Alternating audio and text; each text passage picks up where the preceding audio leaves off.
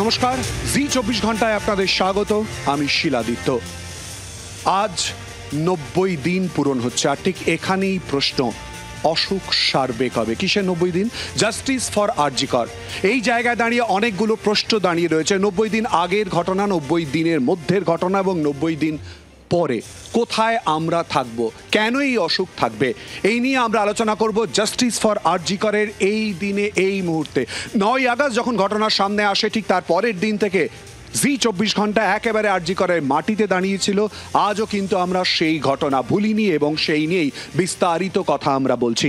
আমাদের সঙ্গে এই মুহূর্তে আলোচনা করার জন্য আপনারা যেমন আমাদের সঙ্গে থেকেছেন, থাকছেন, এছাড়াও অতিথিরা আমাদের সঙ্গে রয়েছেন। আমাদের সঙ্গে রয়েছেন ডক্টর জয়রঞ্জন রাম, রয়েছেন আমাদের সঙ্গে অভিনেত্রী দেবলীনা দত্ত, রয়েছেন সিপিআইএম নেতা শতরূপ ঘোষ, এছাড়াও রয়েছেন ভাস্কর সিংহ রায়, তৃণমূল কংগ্রেস সমর্থক। আমাদের সঙ্গে রয়েছেন কৌস্তব বাগচি, বিজেপি নেতা, এবং রয়েছেন জুনিয়র চিকিৎসক পরিচয় পান্ডা।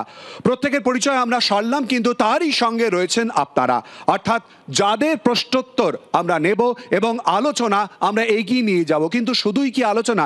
এর মাধ্যমে আমরা বোঝার চেষ্টা করব সমস্যা থুড়ি, অসুখ কোথায় দাঁড়িয়ে রয়েছে, যার সারার রাস্তা কোথায়, এ নিয়ে আমরা আলোচনা করব। আমার সঙ্গে রয়েছে আমার সহকর্মী নীলাঞ্জনা সরকার। আমরা সকলে মিলে এই পুরো বিষয়ে খোঁজার চেষ্টা করব। কিন্তু প্রথমে এই 90 দিনের ঝলক এবং তারই সঙ্গে এখন কোথায় আমরা দাঁড়িয়ে রয়েছি সেদিকেই নজর দেখে নেব।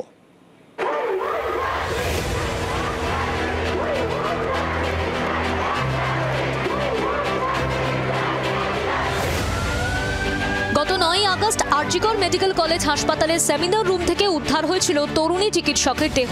ওই কাণ্ডে অভিযোগ ওঠে তরুণীকে ধর্ষণ করে খুন করা হয়েছে। এই ঘটনার পর থেকে তোলপাড় শুরু হয়ে যায় রাজ্য জুড়ে। প্রতিবাদে পথে নামেন জুনিয়র ডাক্তাররা, পাশে দাঁড়ায় নাগরিক সমাজও। শুরু হয় রাত দখলের কর্মসূচি। কিন্তু আরজিকর কাণ্ডের প্রতিবাদে এত আন্দোলন, এত কর্মসূচি কি সত্যি সমাজের চোখ খুলে দিতে পেরেছে? আরজিকরের ঘটনার পরেও উঠেছে একরাশ ধর্ষণ ও শ্লীলতাহানির অভিযোগ। আরজিকর কাণ্ডেই শেষ নয়। 20শে আগস্ট 2024 ডিউটি সেরে ফেরার পথে নিউ টাউনের একটি বেসরকারি ক্যান্সার হাসপাতালের নার্সের শ্লীলতাহানি করার অভিযোগ ওঠে যুবকের বিরুদ্ধে। 27শে আগস্ট 2024 কোচবিহারের 2 নাবালিকাকে ধর্ষণের অভিযোগ এক নাবালিকার বাবার বিরুদ্ধেও। 4 সেপ্টেম্বর 2024 বাইপাসের ধারের একটি হোটেলে এক সঙ্গীত শিল্পীর শ্লীলতাহানি করা হয় বলে অভিযোগ। 10 সেপ্টেম্বর 2024 জমজমাট রুবি মোড়ের কাছের চলন্ত বাসে এক তরুণীর শ্লীলতাহানি অভিযোগ ওঠে এক যুবকের বিরুদ্ধে। 15 সেপ্টেম্বর 2024 কলকাতার করেয়া থানার ইনস্টিটিউট অফ চাইল্ড হেলথে এক তরুণীর শ্লীলতাহানির অভিযোগ ওঠে তনয় পাল নামে বারুইপুরের এক বাসিন্দার বিরুদ্ধে। 24 সেপ্টেম্বর 2024 কলকাতা হাইকোর্টের এক তরুণী আইনজীবী শ্লীলতাহানির অভিযোগ ওঠে হাইকোর্টেরই এক কর্মীর বিরুদ্ধে। 5 অক্টোবর 2024 দক্ষিণ 24 পরগনার জয়নগরে কোচিং সেন্টার থেকে বাড়ি ফেরার পথে 9 বছরের ছাত্রীকে ধর্ষণ করে খুনের অভিযোগ।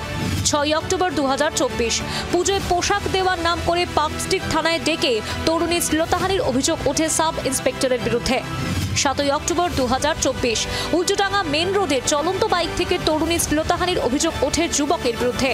12 অক্টোবর 2024 কসবায় প্রকাশ্যে এক মহিলাকে মারধর ও শ্লীলতাহানির অভিযোগ উঠেছে জনা কয়েকের বিরুদ্ধে। 24 অক্টোবর 2024 কলকাতা পুরসভার 122 নম্বর ওয়ার্ডে বাড়ি গিয়ে এক মহিলা শ্লীলতাহানি করার অভিযোগ পুরসভার ইঞ্জিনিয়ারের বিরুদ্ধে।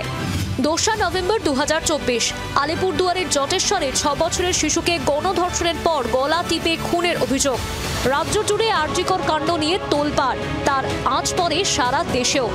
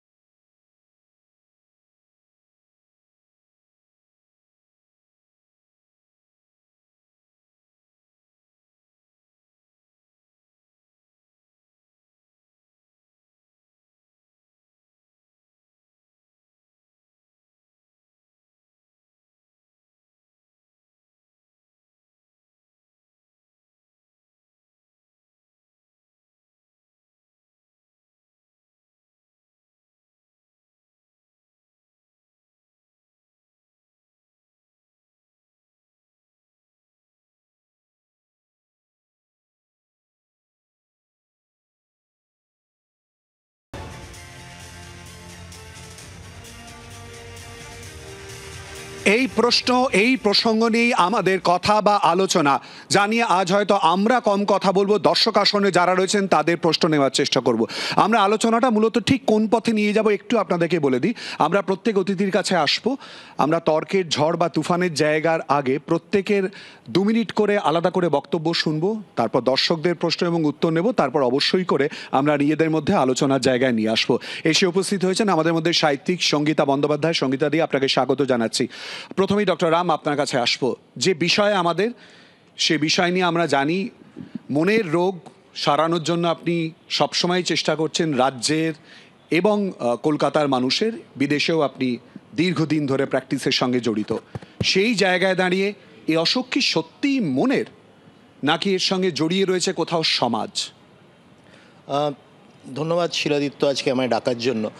দেখো, এটা মানসিক অসুস্থতা নয়, এটা তো একটা এই ধরনের যে রেপ, শ্লীলতাহানি, এই যে পুরো পরিবেশটা, এই যে আমরা যেটা এক্ষুনি শুনলাম একের পর এক হয়ে ঘটে চলেছে, এটা একটা আরও বৃহত্তর মানসিক বিকার এবং একটা সমাজের থেকেই এটার সূত্র। তুমি যে একটা প্রশ্ন করলে না যে অসুখটা সারবে কখন, এই অসুখ সারবে কখন, আমার মনে হয় যে অসুখটা সারবে তখনই যখন আইনগুলো শুধু বইয়ের পাতায় আটকে থাকবে না, যখন মানুষ জানবে যে আইনের প্রয়োগ করে মানুষ শাস্তি পাচ্ছে, তখন যখন আমরা নারীদের আর একটা জাস্ট বস্তু হিসেবে পুরুষরা দেখাটা বন্ধ করবে, যখন পুলিশকে আমরা ইন্ডিপেন্ডেন্টলি কাজ করতে দেব, যখন রাজনীতি যারা করেন তারা ক্রিমিনালদের নিজেদের স্বার্থের জন্য মানে তাদের প্ররোচনা দিয়ে বা তাদের মাথায় হাত রেখে সেগুলো অ্যালাউ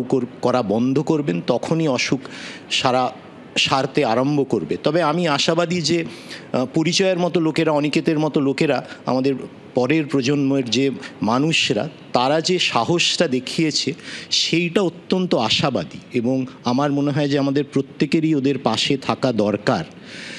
তবে একটা যে লার্জার কোয়েশ্চেন, যে এই যে এরকম কেন হচ্ছে, একটা মানুষ, দেখো আমরা বহু মানুষ করি, আমরা অপরাধ প্রত্যেকেই আমরা কিছু না কিছুভাবে হয়তো অপরাধ করি, কিন্তু রেপ আর মার্ডার এগুলো হচ্ছে একটা নৃশংস অপরাধ। তাই একটা মানুষ তার মানবিকতা হারিয়ে কিভাবে এতটা নৃশংস হতে পারে তার কারণ অনেক অনেক থাকতে পারে এবং বিভিন্ন মানুষের ক্ষেত্রে আমরা যখন যারা এরকম ক্রাইম করে তাদের সাথে কথা বলি, তাদের প্রত্যেকটারই প্রেক্ষাপট আলাদা, কিন্তু আমার মনে হয় যে সামাজিক একটা প্রভাব ডেফিনেটলি এরকম একটা ক্রাইমের ওপর থাকে, ছাপ রাখে। তার ছোটবেলা থেকে অভিজ্ঞতা, তার সামাজিক যে পরিবেশ, তার একটা প্রভাব নিশ্চিতভাবে থাকে। দেবলীনা, আমরা জানি যে এই আন্দোলন যবে থেকে শুরু হয়েছে, কার্যত সেই সময় থেকে তোমাকে আরও অনেককে দেখেছি একেবারে সামনের সারিতে দাঁড়িয়ে আন্দোলন করতে। আজও তুমি ছিলে, আমি জানি যে আজকে যখন মিছিল গেছে সেই মিছিলে তোমার উপস্থিতি পরিচয় রয়েছে, আরও অনেকে উপস্থিত রাজনৈতিক পতাকার দূরে সরিয়ে রেখে। প্রশ্নটা ঠিক এখানেই, তুমি একটা মাধ্যমের সঙ্গে জড়িত, নিজের কাজের জায়গা আর কি, কোথাও কি মনে হচ্ছে না যে আমরা কোথাও একটা সামলাতে বা আটকাতে যেন পারছি না একটা দ্রুত আমূল পরিবর্তন? যে আন্দোলন সৃষ্টি করেছিল সেই আন্দোলনের জায়গা না হলে বোধহয় আসতো না, কিন্তু এই ঘটনাটা আমাদের কি চোখ খুলে দিল যে সিস্টেম কোথায় দাঁড় করিয়ে রেখে দিয়েছে, বা আমরা কি সিস্টেমকে নিয়ে অতিরঞ্জিত কথা বলছি? প্লিজ। একদম তোমার স্ট্যান্ডিগুলোতে যেটা লেখা আছে অসুখ সারবে কবে, আমি অসুখ শব্দটা ব্যবহার করেই উত্তরটা দিই তোমাকে। সেটা হচ্ছে প্রথমেই যেটা আমাকে স্বীকার করতেই হবে একজন নাগরিক হিসেবে, সেটা হচ্ছে আমরা অ্যাজ আ সোসাইটি, এবং আমি নিজেকে ইনক্লুড করছি এই সোসাইটির মধ্যে, ব্যাপকভাবে ফেল করেছি অ্যাজ আ সোসাইটি। তার কারণ আমরা আন্দোলনটা আগে করিনি, এই জন্য ফেল করেছি। কিন্তু একটা তো শুরু হয় সব কিছুরই। এবার আমি যদি অসুখ হিসেবে ধরি, এই মুহূর্তে আমরা কোথায় দাঁড়িয়ে আছি, আমি কেন অসুখ বলছি তার কারণ হচ্ছে ইদানিং যেটা হয়েছে, প্রত্যেকদিন সকালবেলা ঘুম থেকে উঠে হাইটাই তুলে ফোনটা হাতে নিয়ে দেখি কোথায় রেপ হলো। খুব স্বাভাবিক, আমরা নর্মালাইজ করে ফেলেছি রেপ ব্যাপারটাকে, বাধ্য হয়েছি হতে। মারা গেছে কি রেপের পর? খুন হয়েছে কি? ও খুন হয়নি, তাহলে রেপিস্টকে পুরস্কার দিতে হবে যে আপনি অন্তত খুনটা করেননি। এইটা হয়ে গেছে আমাদের সোসাইটি এই মুহূর্তে। আমরা না অভ্যস্ত হয়ে গেছি, আর ভয় পাচ্ছি না। খালি ভাবছি বেঁচে আছে তো, রেপের পর মেরে দেয়নি তো, এরকম একটা হয়েছে ব্যাপারটা। সে 4 বছরই হোক, 4 মাস হোক, 80 বছর হোক, মানে কিচ্ছু যায় আসে না, এরকম একটা হয়ে গেছে ব্যাপারটা। তো এই অসুখটাকে যদি আমি একটা অসুখের নাম দিই সমাজে, আমার এই মুহূর্তে কর্কট রোগ ছাড়া আর কিছু আসছে না মাথায়। এবারে মেডিকেলি যদি আমি বলি চিকিৎসা হলে অসুখ সারে, তাহলে অসুখের চিকিৎসার দরকার।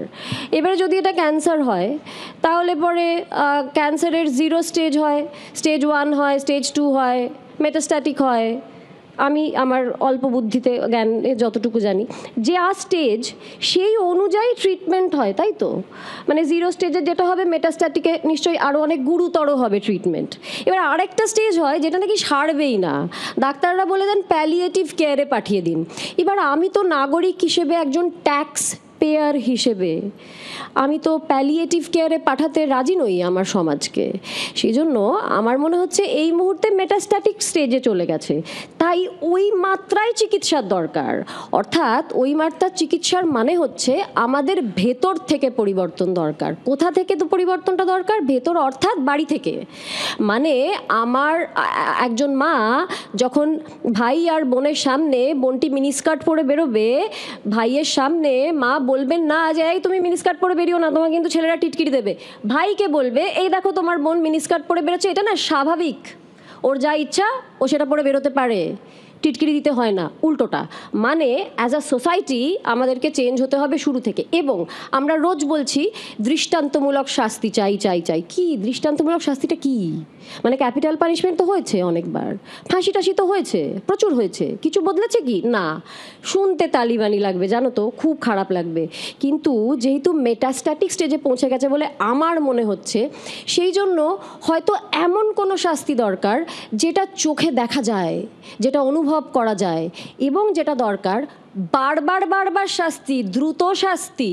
মানে একজন রেপিস্টের যেন এটা না মনে হয় যে আজ রেপ করলাম, 20 বছর পর দেখা যাবে কি হবে, না, দ্রুত শাস্তি, রিপোর্টিং বারবার বারবার। আর একটা, আমি না একজন পশুপ্রেমী হিসেবে এটা বলছি, মানুষের ক্ষেত্রেও একই ঘটনা ঘটে। আমরা যখন কমপ্লেন দায়ের করতে যাব জনতা, নাগরিক হিসেবে, আমাদের যেন হ্যারাস না করা হয়, কমপ্লেনটা যেন সঙ্গে সঙ্গে নিয়ে নেওয়া হয়, ভিকটিম ব্লেমিং আর ভিকটিম শেমিং যেন বন্ধ করা হয়। শেষ কথা বলে যেটা আমি শেষ করব সেটা হচ্ছে, আমি যতদূর শুনেছি, ডাক্তারবাবুরা আছেন, আমি ভুল হলে আমাকে বলে দেবেন, যদি ক্যান্সারই হয় তাহলে বোধহয় চিনি ক্যান্সারটাকে বাড়িয়ে দিতে পারে, তাই কি? একরকম বাড়াতে পারে। তাহলে সমাজের যারা চিনি, অর্থাৎ অপরাধীদের যারা ছাতা ধরেন, ওই চিনিগুলোকে সরাতে হবে। ছাতা চলবে না, অপরাধীদের মাথায় ছাতা ধরা চলবে না, তবেই অসুখ সারবে, এছাড়া আর কোনো রাস্তা নেই। ইঙ্গিত একেবারে স্পষ্ট, সেই জায়গায় দাঁড়িয়ে আমরা উত্তর খোঁজার চেষ্টা করব। সঙ্গীতাদি, আমরা দেখেছি যখন এই আন্দোলন সংগঠিত হয়েছে, তীব্র আকার ধারণ করেছে কলকাতা, রাজ্য, দেশ, এমনকি বিদেশেও। লেখায়, বক্তব্যে অনেক ক্ষেত্রেই তোমার বক্তব্য মাঝে মধ্যেই সামনে এসেছে বা অনেক সময় সামনে এসেছে, কিন্তু প্রশ্নটা তো রয়ে যাচ্ছে, সাহিত্যিক জীবনে, লেখায় বারবার অনেক ক্ষেত্রে আসে, কেন এই অসুখটা থাকবে? না, হ্যাঁ, করছে। না, আসলে আমাদের অনেক দিক থেকে একটু ভাবতে হবে, একটু তলিয়ে ভাবতে হবে যে আমাদের জিনগতভাবে বা আমরা একটা স্পিসিস হিসেবে আমাদের এক্সপোজারগুলো কি এই হাজার হাজার বছরের সভ্যতায়, এই হাজার হাজার বছরের সভ্যতায় আমাদের প্রচুর ভায়োলেন্সের এক্সপোজার আছে। আমরা অ্যাকচুয়ালি এত বছর ধরে সারভাইভ করছি ভায়োলেন্সকে ভীষণভাবে মানে একটা সামনে রেখে, এবং ভায়োলেন্সটা একটা নর্মাল, এইটা সামনে রেখে আমরা কিন্তু এত বছর ধরে সারভাইভ করছি। খুব নতুন একটা সময় তৈরি হচ্ছে যেখানে আমরা আস্তে আস্তে বোঝার চেষ্টা করছি যে আমাদের সভ্যতার কোনো মিনিংই নেই যদি আমরা ভায়োলেন্সকে আগে মানে একেবারে নির্মূল না করতে পারি, এবং প্রত্যেকটা সমাজের প্রত্যেকটা স্তর থেকে, আমাদের মানসিক গঠন থেকে, আমাদের ছোট থেকে আপব্রিঙ্গিং থেকে যদি আমরা ভায়োলেন্সকে ঘৃণা করতে না পারি, আমাদের যে রেজিস্ট্যান্সগুলো সেগুলোকে ভায়োলেন্সকে বাদ দিয়ে কিভাবে আমরা নিজেদেরকে প্রোটেক্ট করতে পারি সেই জায়গায় আসাটা ভীষণ দরকার। এই ভায়োলেন্সটাই কিন্তু সমস্ত সমাজটাকে রুল করে। সেই ভায়োলেন্স থেকে আসে ফিয়ার, এবং এই ফিয়ার থেকে, ফিয়ারেরও দুটো দিকই আছে, যেমন ধরা যাক আইনও কিন্তু ফিয়ারকেই সামনে রেখে চলে যে এটা করলে তোমার এটা হবে। আবার যখন যারা আমাদের সমাজটাকে চালায়, যারা যে দলগুলো, যে পলিটিক্যাল পাওয়ারগুলো বা স্টেটও যখন আমাদের চালায়, তখনও কিন্তু এক ধরনের ফিয়ার সাইকোসিসকে সামনে রেখেই আমাদের চালায়। তো ভয় এবং ভায়োলেন্স এটা হচ্ছে একেবারে আমাদের মানুষের জীবনে, সমাজে সমস্ত অ্যানিমাল কিংডমটাই ভয় আর ভায়োলেন্সের ওপর চলে। মানুষ সেখান থেকে ক্রমশ বেরিয়ে আসার চেষ্টা করছে এবং বেরিয়ে আসাটা ভীষণ বেশি দরকার হয়ে গেছে, কারণ আমরা সভ্য হয়েছি, আমরা এতটা এসেছি এবং সেই জায়গায় দাঁড়িয়ে আমাদেরকে এখন ভীষণভাবে এই সচেতনতা তৈরি করতে হবে। যে অসুখের কথা তুই বলছিস শিলাদিত্য, সেটা হচ্ছে যে যারা ক্রাইম করে তারা আসলে এক ধরনের সাইকোপ্যাথ, আর যারা রেপ, মার্ডার, ভায়োলেন্স এই ক্রাইমটা করে তারা একই সঙ্গে সাইকোপ্যাথ এবং সোশিওপ্যাথ। এদের যে মানসিক গঠন, এটাকে ঠিক মতো মানে বিবেচনা করা, বিশ্লেষণ করা, এটা সম্পূর্ণভাবে হয়ে ওঠেনি। কিভাবে এদেরকে কন্ট্রোল করা সম্ভব, কিভাবে এদেরকে ঠিক করা সম্ভব, কিভাবে এদের মানসিকতার পরিবর্তন সম্ভব, এটা এখনও একটা খুব বড় প্রশ্ন। কিন্তু যেটা দিয়ে সবচেয়ে বেশি এটাকে কন্ট্রোল করা যেত এই সাইকোপ্যাথ এবং সোশিওপ্যাথদের, সেটা হচ্ছে ল।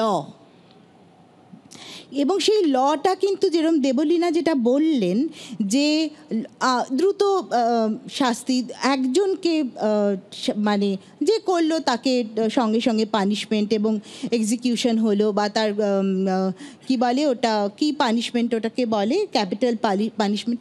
ব্যাপারটা তা না, ব্যাপারটা হচ্ছে একটা মানুষ এই সমাজে বেঁচে থাকে, সে কতগুলো পরতে বেঁচে থাকে এবং সে বোঝার চেষ্টা করে সারাক্ষণ যে সমাজটা কিভাবে চলছে।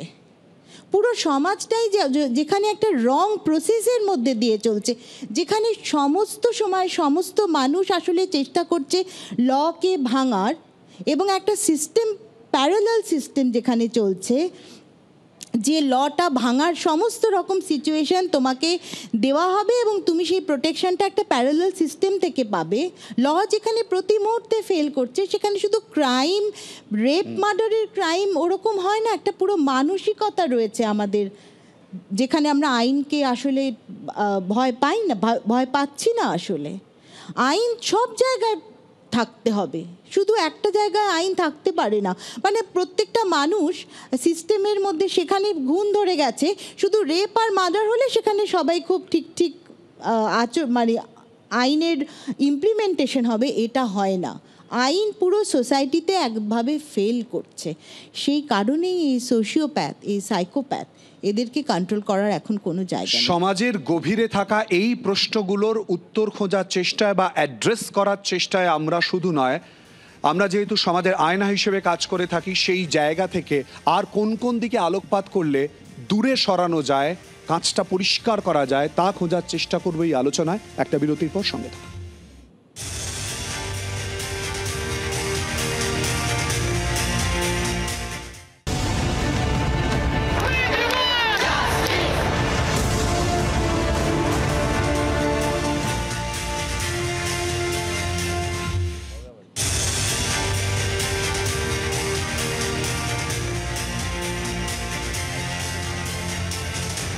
আবারও আপনাদের স্বাগত অসুখ সারবে করবে জি 24 ঘন্টার এই বিশেষ অনুষ্ঠানে। এই প্রশ্নগুলো নিয়ে আপনাদের সামনে আমরা হাজির হচ্ছি এবং ইতিমধ্যে আমাদের সঙ্গে এসে উপস্থিত হয়েছেন চিকিৎসক কুণাল সরকার। কুণালদা, আপনাকে স্বাগত জানাচ্ছি। আমরা জানি এই আন্দোলনের সঙ্গে আপনিও ছিলেন, লালবাজারে তলবও হয়েছে, তারপর অনেকগুলো দিন কেটে গেছে। চিকিৎসক কুণাল সরকার, মানুষের কাছে থাকা কুণাল সরকার, কোথাও কি মনে করে সমাজের এই রোগ অতি দ্রুত সেরে যাওয়ার জন্য এই আন্দোলন অনেক বেশি পরিমাণে কাজ করেছে বা করবে? দেখো, নিয়তির এমনই নির্মম পরিহাস যে আজকে আমরা কবে আমরা ক্রিমিনাল জাস্টিস পাবো সেই নিয়ে হয়তো আমরা সবাই বেশ খানিকটা উদ্বিগ্ন আলোচনা করছি। তো এখনও 48 ঘন্টা হয়নি বোধহয়, আমরা এই প্রথম পৃথিবীর সর্বশক্তিময় পদে একজনকে আমরা নিয়োগ করলাম, who is the first convicted felon to be elected as the most powerful man on the planet. এই প্রথম হলো পৃথিবীর ইতিহাসে যে একজন convicted person has been appointed to the highest office of a country. সুতরাং একটা পৃথিবীর একটা গতিপথ খুব বিচিত্র। আমরা যদি এখনকার পরিপ্রেক্ষিতটা ভাবি, 90 দিনের মধ্যে সত্যি কথা বলতে ভারতীয় আইন ব্যবস্থায় যে সত্যিকারের কারো কোনো রকম জাস্টিস এসছে বলে আমার জানা নেই। মানুষের মধ্যে একদিকে আতঙ্ক, একদিকে উদ্বেগ, একদিকে একটা নৃশংস ঘটনা নিয়ে একটা চূড়ান্ত বিতৃষ্ণা ভাব আছে। জাস্টিস নির্ভর করবে 3টে ফ্যাক্টরের ওপর। একটা হচ্ছে 3 জন কাস্টাডিতে আছেন, এই 3 জনের কাস্টোডিয়াল ইন্টারোগেশন কতটা আমাদের সিবিআইকে কতটা তার হাত জোর করলো। দ্বিতীয়ত হচ্ছে আরজি করের ভেতর থেকে কতটা পাওয়ারফুল সার্কামস্ট্যান্সিয়াল এভিডেন্স দিলাম।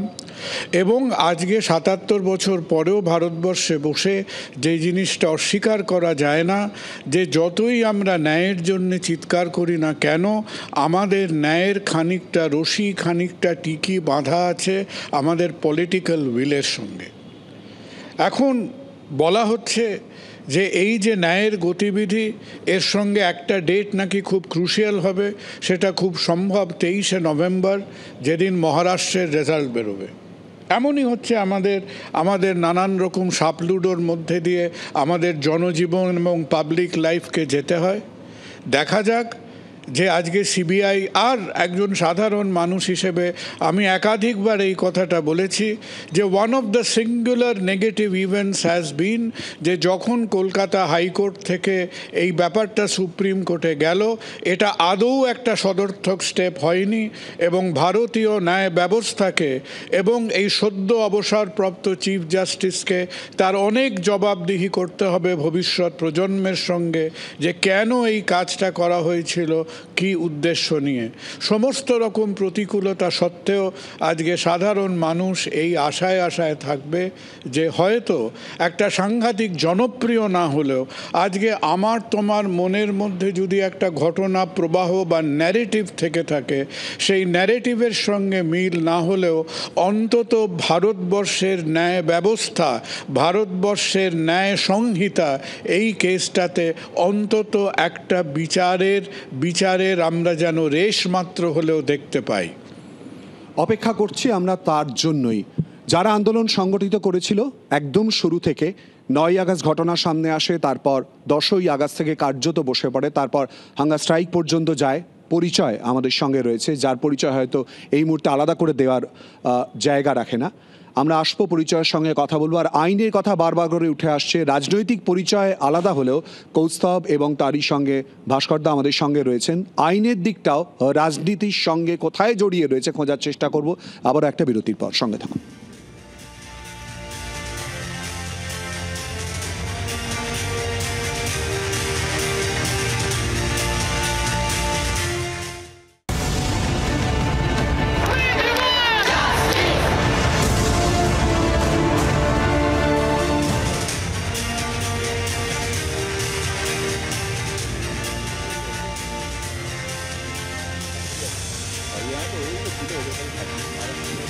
আবারও আপনাদের স্বাগত আমাদের এই আলোচনায়। অসুখ সারবে কবে এই নিয়ে সরাসরি চলে যাব পরিচয়ের কাছে। পরিচয় আমরা দেখলাম দীর্ঘদিন ধরে আন্দোলন, এবং আজও আমরা দেখেছি রাস্তায় তোমরা নেমেছো।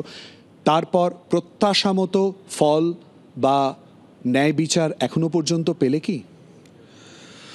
না, এটা বলতেই হবে যে এখনো অবধি আমরা যে জিনিসগুলো এক্সপেক্ট করেছিলাম সেগুলো পুরোপুরিভাবে পাইনি। এবার এটাও একটা মানার বিষয় যে জাস্টিস এক্ষুনি যে চলে আসবে সেটা খুবই একটা অলিক স্বপ্ন হিসেবে আমরা বলতে পারি যে কোনো ইন্ডিয়ান জুডিশিয়ারি সিস্টেমে এত তাড়াতাড়ি জাস্টিস কোথা থেকে আসবে। কিন্তু যেটা আমি এক্সপেক্ট করতে পারি, যেখানে সিবিআই এর মতন একটা ইনভেস্টিগেটিং এজেন্সি, সুপ্রিম কোর্টের মতন একটা অবজারভেটরি বডি যে ওইটাকে দেখছে এবং যার তত্ত্বাবধানে ব্যাপারটা হচ্ছে, তখন অ্যাটলিস্ট একটা স্পিড তো আমি এক্সপেক্ট করতে পারি। সেখানে আমি এক্সপেক্ট করতে পারি যে যারা ইনভলভড ইন দ্য কেস, যারা আমরা মানে যারা সন্দেহের চোখে যাদেরকে দেখছে, তাদেরকে যত তাড়াতাড়ি সম্ভব অ্যারেস্ট করে অ্যাটলিস্ট ইনভেস্টিগেশন প্রসিডিওরটাকে স্পিড আপ করুক, চার্জশিটটা তাড়াতাড়ি পেশ করুক, তাদেরকে কোর্টে ট্রায়ালে নিয়ে আসুক। এই দাবিগুলো তো মিনিমাম আমরা দেখতে পেতে পারি, এগুলোও আমরা পাচ্ছি না। সে কবে একটা দুটো অ্যারেস্ট হয়েছিল, তার এগেনস্টে ফার্স্ট চার্জশিট হয়েছে, সন্দীপ ঘোষের এগেনস্টে এখনও চার্জশিট পড়েনি। প্লাস যাকে অ্যারেস্ট করা হয়েছিল মানে সঞ্জয় কোর্টের বাইরে বেরিয়ে এসে বিস্ফোরক সব কথাবার্তা বলছে যে তাকে ফ্রেম করা হয়েছে, তাকে করা হয়েছে। এগুলো সব কিছুই সাবজুডিস, এগুলো নিয়ে বেশি কথা বলা যায় না। এগুলো নিয়ে বেশি কথা বললে আগেনস্ট দ্য কোর্ট কথাবার্তা হয়ে যায়। তো এই ধরনের একটা মানে জলঘোলা পরিস্থিতি ক্রিয়েট হয়ে আছে, আর সেই জটটাকে কোনোভাবে কাটানো যাচ্ছে না।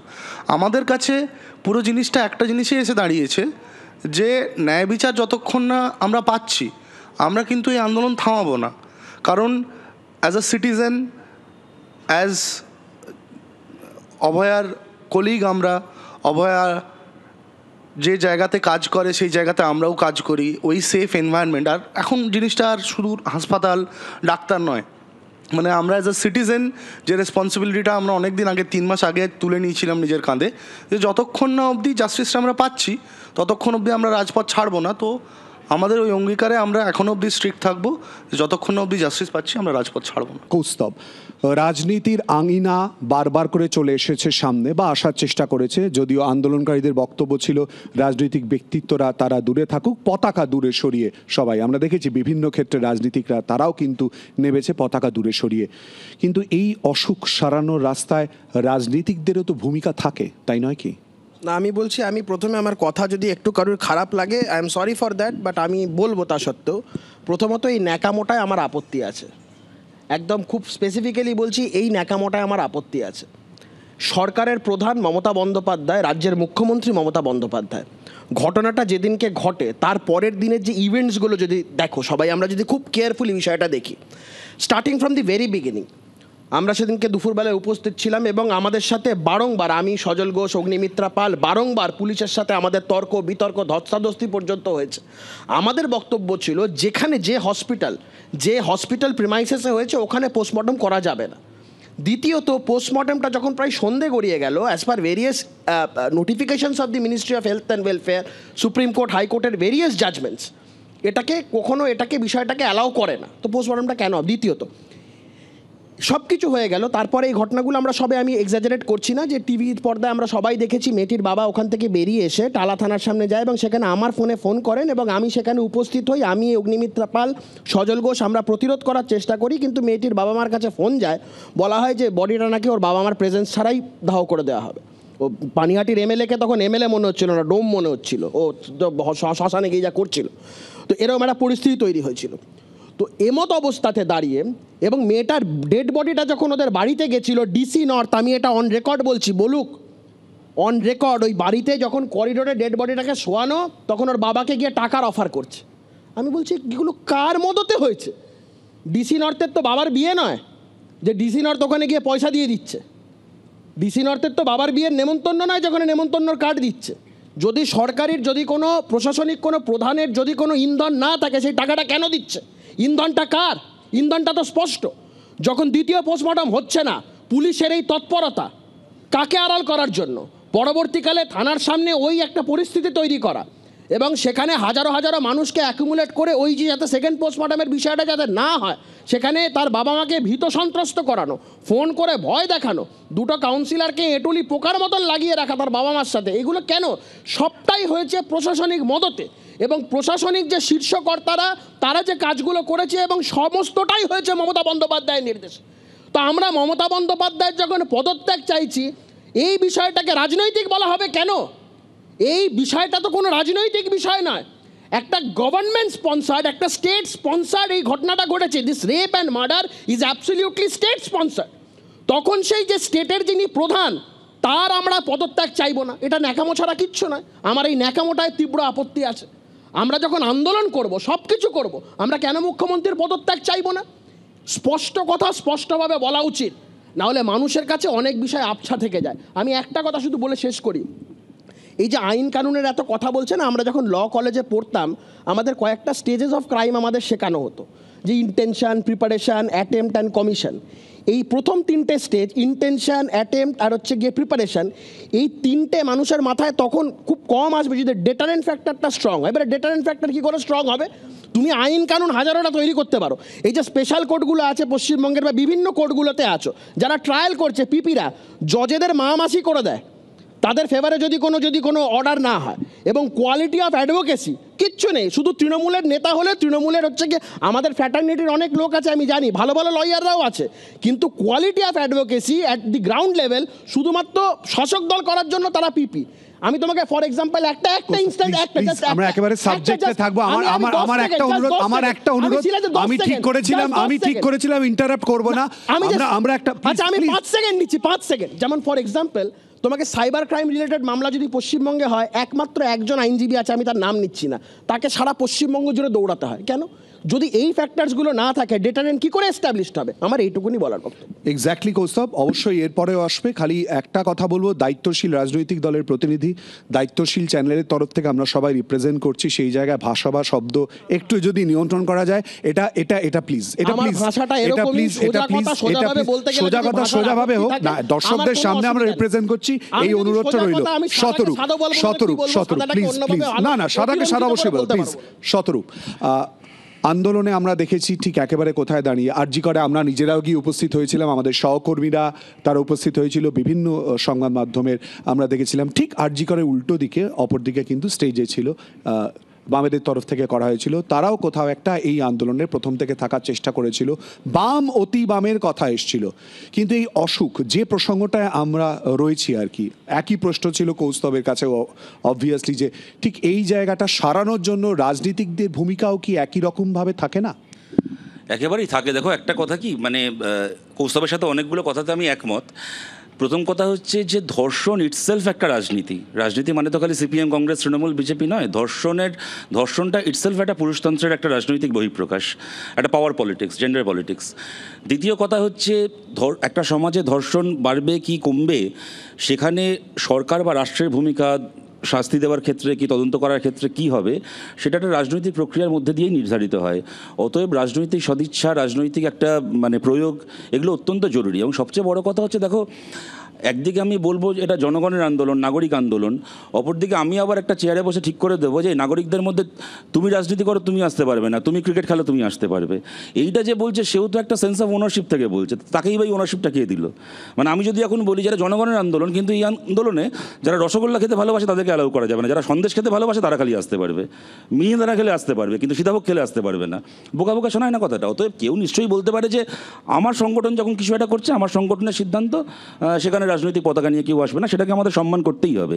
কিন্তু সাধারণভাবে যে কিছু লোক এরকম বলার চেষ্টা করেছিলেন যে পৃথিবীর সবাই ভালো, খালি রাজনীতি করার লোকেরা খারাপ, সেইটা আমার মনে হয় যে একটুখানি বোকা বোকা কথা। বাট হ্যাভিং সেড দ্যাট, কতগুলো যে বিষয় নিয়ে এখানে কথা হচ্ছে, দেখো প্রথম কথা হচ্ছে আমি খুব আশাবাদী। আমরা সেই পুরাণের গল্প আছে না, যে দধিচি নিজের হাড় দিয়ে অস্ত্র তৈরি করেছিলেন। মাঝে মধ্যে মনে হয় যে অভয়া বলি বা তিলোত্তমা বলি, যে নামেই ডাকি না কেন, আমাদের এই সহনাগরিক বোধহয় নিজের হাড় দিয়ে কতগুলো অস্ত্র তৈরি করে আমাদের হাতে দিয়ে গেলেন। ধরো এই 3 মাস ধরে যে আন্দোলনটা চললো, যদি আমরা খেয়াল করে দেখি, বা চললো কেন বলবো, হয়তো এখনও চলছে, তলে তলে আগুন জ্বলছে, আবার কখনো সেটা দাবানল হবে। তাহলে যে এই যে ডাক্তাররা এখানে রয়েছেন, একটা তো অসুখকে প্রথমে নির্ধারিত করতে হয়, তারপর তো তার কিওর। যে জায়গাগুলোকে পয়েন্ট আউট করা হয়েছে সমস্যা হিসেবে, সেগুলো কিন্তু খুব সঠিক জায়গা। তোর এই যে লিঙ্গ সাম্যের প্রশ্ন, ছোটোবেলা থেকে মেয়েদের পাশাপাশি এমনকি ছেলেদেরকেও সেন্সিটাইজ করে তাদেরকে বড় করার যে প্রশ্নটা, আমি বলছি, আমি নিজেরা রিয়েলাইজ করি আজকের তারিখে, যখন আমরা ছোটো থেকে বড় হচ্ছি, হয়তো আমিও অনেককে এমন অনেক কথা বলেছি যে কথাগুলো হয়তো ইনসেন্সিটিভ কথা, ইয়ার কি চলে, আমি যে খুব বুঝে বলেছি এমন নয়, কিন্তু সেই কথাগুলোর মধ্যে কোথাও একটা হয়তো বডি শেমিং ছিল, কোথাও একটা এজ শেমিং ছিল, হয়তো সেটা খুব একটা জেন্ডার সেন্সিটিভ ছিল না অনেক ক্ষেত্রে, আমার অনেক ইয়ার কি। আজ তখন যেটা বুঝে করেছি তা নয়, তখন সমাজই আমাকে শেখায়নি যে এইটা বলা উচিত নয়। আজকে সেটা রিয়েলাইজ করছি। যেমন কৌস্তব আমার ছোটো ভাইয়ের মতো, কিন্তু ধরো ও একটা উকিলদের জাজেদেরকে আক্রমণ করার ক্ষেত্রে যে মা মাসি শব্দটা ব্যবহার করলো, আমি বিশ্বাস করি যে কৌস্তব এটা খুব পুরুষতান্ত্রিক জায়গা থেকে হয়তো বলেনি, কিন্তু এটা খুব প্রচলিত একটা শব্দ এটা। কিন্তু এই কথার মধ্যে একটা পেট্রিয়ার্কি আছে, একটা পুরুষতন্ত্র আছে, যে তুমি কাউকে একেবারে মানে কোণঠাসা করা, হ্যারাস করা বলতে তার সঙ্গে সম্পর্কিত কিছু মহিলাকে কর্নার করার মধ্যে দিয়ে সেটাকে এক্সপ্রেস করছো। আমি বলছি যে এইগুলো সম্পর্কে আমাদেরকেও সেন্সিটাইজ যে হতে হবে, এইটা কিন্তু রাজনৈতিক কর্মী হিসেবে নয়, সাধারণ সামাজিক মানুষ হিসেবেও আমরা বুঝতে শিখেছি বা কিছুটা বুঝতে পেরেছি। অতএব রাষ্ট্রের ওপর চাপ আছে, চাপ থাকবেই। তার পাশাপাশি এই যে কিছু প্রশ্ন, ধরো আমার একটা খুব ইম্পর্ট্যান্ট একটা জায়গা মনে হয়েছিল যখন সরকার একটা সার্কুলার ইস্যু করলো যে মহিলারা কাজের জন্য রাত্রিবেলা বেরোতে পারবেন না, তখন পাল্টা একটা কথা উঠলো যে মহিলারা কেন কাজের জন্য, যদি পুরুষ বেরোন তাহলে মহিলারা কেন কাজ করবে না। তারপরে যে কথাটা উঠলো সেটা আরও ইম্পর্টেন্ট বলে আমার মনে হয়েছে, যে কোনো মহিলা খালি কাজের জন্যই বা কেন বেরোবেন, তার যদি এমনি পার্টি করতে বেরোতে ইচ্ছে হয় তাহলেই বা কেন বেরোতে পারবে না, তার যদি এমনি রাস্তা দিয়ে হাঁটতে ইচ্ছে করে তাহলেই বা সে কেন বেরোতে পারবে না। অতএব এই জায়গাগুলো আমার মনে হয় আন্দোলনের মধ্যে দিয়ে খুব সঠিক জায়গাগুলো নির্ধারিত হয়েছে। আমার শেষ কথা আমি এখানে বলছি, দেখো রাজনৈতিক দল তাদের ভূমিকা সব কিছু নিয়ে তো কথা হচ্ছে, আমি খুব আন্তরিকভাবে কথাটা বলছি, আমি কারোর নাম করছি না, সেটা হয়তো আমাদের এই আলোচনাগুলো তো আমরা সবসময় অন্যদিন করি, কিন্তু হয়তো আজকে যে পরিধিতে আলোচনা হচ্ছে, আমি একটা মানে ভেবে দেখার জন্য অনুরোধ করছি। ধরো আমাদের রাজনৈতিক দলগুলোর মধ্যে তর্ক থাকবে, বিতর্ক থাকবে, মানে জীবনে মীমাংসা হবে না এমন অনেক তর্ক থাকবে, কিন্তু কিছু প্রশ্নে তো একটা সাধারণ একটা কনসেনসাসে পৌঁছতে হবে, কিছু প্রশ্নে তো একটা সাধারণ একটা বোঝাপড়ায় পৌঁছতে হবে। ধরো সেটা মোলেস্টেশন হতে পারে, ধর্ষণ হতে পারে, বা কোনো মহিলার প্রতি কোনো অপরাধ প্রমাণিত হওয়ার ফলে একটা রাজনৈতিক দল থেকে কেউ এক্সপেলড হলো, তাকে কেন অন্য একটা রাজনৈতিক দল গলায় মালা পরিয়ে নিজের দলে সামিল করবে? এরকম উদাহরণ তো আমাদের ভারত তো বটে, আমাদের পশ্চিমবাংলায় রয়েছে। আমি বলছি যে অন্য দল থেকে একটা দলে কেউ যাবে, তার রাজনৈতিক প্রশ্নে অবস্থান পাল্টেছে, সে যাচ্ছে না যাচ্ছে, এগুলোর একটা মানে আছে। কিন্তু সরাসরি এই ঘটনা ঘটেছে যে একেবারে কোনো মহিলার অভিযোগের ভিত্তিতে তাকে রাজ্যের পুলিশ, রাজ্যের সিআইডি গ্রেপ্তার করতে গেছে বাড়িতে, তাকে গ্রেপ্তার করতে হবে বলে একটা রাজনৈতিক দল তারা মিছিল করেছে, সরকারে থাকা একটা রাজনৈতিক দল। তারপরে সে তার নিজের দল থেকে এক্সপেলড হয়ে যাওয়ার পরে যারা তার গ্রেপ্তারি চেয়ে তাকে ধর্ষক বলে মিছিল করলো, সেই আবার তাকে দলে নিয়ে ট্রেড ইউনিয়নের সভাপতি বানিয়ে দিল।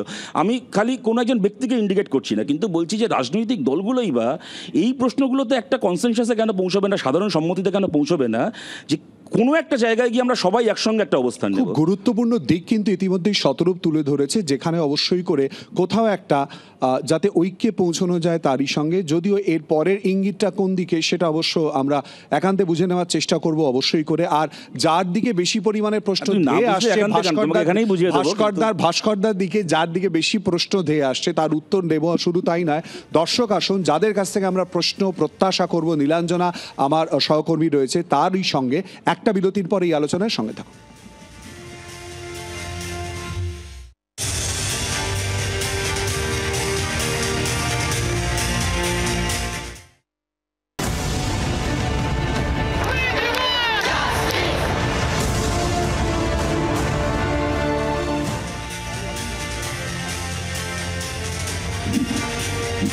আবার আপনাদের স্বাগত। যে আলোচনায় আমরা রয়েছি অসুখ সারবে কবে, এই নিয়ে ভাস্করদা অধিকাংশ প্রশ্ন আপনার কাছে গেলেও কিন্তু শতরূপের কথাটার শেষাংশ ধরে যদি আসি, কোথাও একটা ইকুয়ালিটির জায়গা আমরা কি পৌঁছতে পারবো রাজনীতির জায়গায়?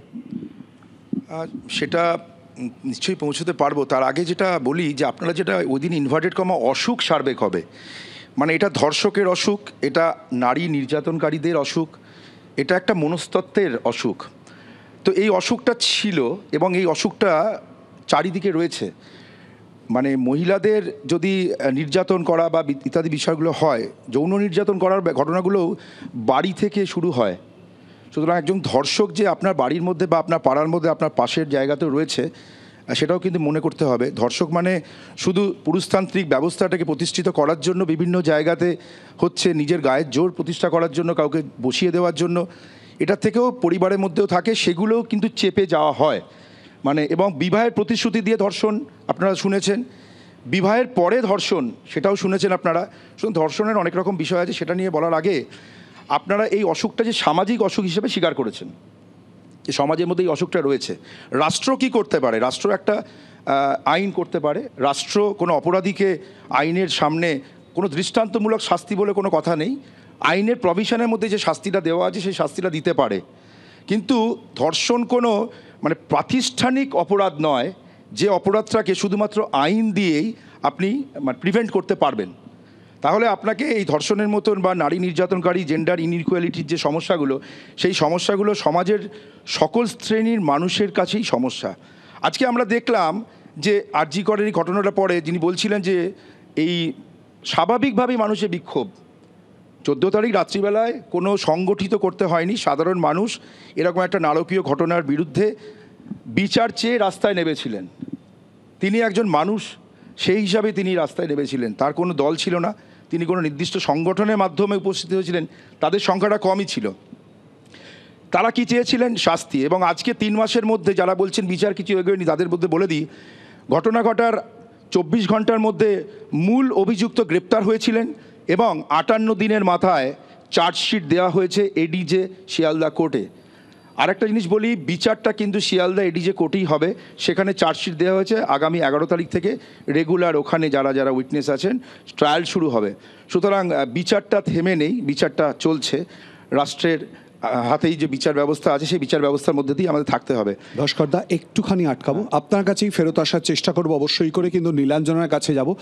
যাদের প্রশ্ন বা যাদের কথা সব থেকে গুরুত্বপূর্ণ সেই দর্শকদের কথা, আপনাদের কাছে অনুরোধ, আপনারা একটু হাত তুলবেন, নীলাঞ্জনা যাবে, প্রশ্ন করবেন, আপনাদের নাম বলবেন এবং যার উদ্দেশ্যে প্রশ্ন সেই প্রশ্নটা শুধু করবেন। নীলাঞ্জনা প্লিজ। একদমই শিলাদিত্য, আরজি করের ঘটনার 3 মাস পেরিয়েছে এবং আজকে যখন আমরা এই উত্তর খোঁজার চেষ্টা করছি যে অসুখ সারবে কবে, আর তার মাঝে আমি একটুখানি ছোট করে বলি, 1 সপ্তাহ, এই 6-7 দিনের মধ্যে বীরভূম, মুর্শিদাবাদ, দুর্গাপুর, পূর্ব বর্ধমান পরপর জেলা থেকে খবর এসেছে কোথাও শ্লীলতাহানির চেষ্টা করা হয়েছে, কোথাও ধর্ষণের অভিযোগ, ধর্ষণের চেষ্টার অভিযোগ। নাবালিকা কিংবা প্রৌঢ়া বাদ যায়নি কেউ, এটা হচ্ছে ছবি। এবং আজকে যখন আমরা এই উত্তর খোঁজার চেষ্টা করছি যে এই প্রবণতা রোখা যাবে কিভাবে বা এই অসুখ সারবে কবে, তখন প্রশ্ন উঠছে শিলাদিত্য, সাধারণ মানুষের থেকেই প্রশ্ন উঠছে। এই সাধারণ মানুষ যারা আরজি করের ঘটনা সামনে আসার পর পথে নেমে প্রতিবাদে সামিল হয়েছিলেন, রাত দখলের কর্মসূচি আমরা দেখেছি। আজকে সমাজের বিশিষ্ট ব্যক্তিত্বরা যেরকম আলোচনায় রয়েছেন, সাধারণ মানুষও আমাদের সঙ্গে রয়েছেন, তাদের আজকে প্রশ্ন, তাদের মতামত, যেটা অত্যন্ত গুরুত্বপূর্ণ শিলাদিত্য, সেটা যদি আমরা একটু জানার চেষ্টা করি। অবশ্যই আসবো, আপনার কাছেই আসি প্রথম। আপনার নাম, কোথা থেকে এসেছেন এবং সংক্ষেপে আপনার প্রশ্ন। নমস্কার, আমি অনুভব মাইতি, আমি যাদবপুর থেকে এসেছি। আমার একটা ছোট্ট কথাই, আমি যে ক্ষমা প্রার্থী হবো যদি আমি একটু বেশি সময় নিয়ে ফেলি।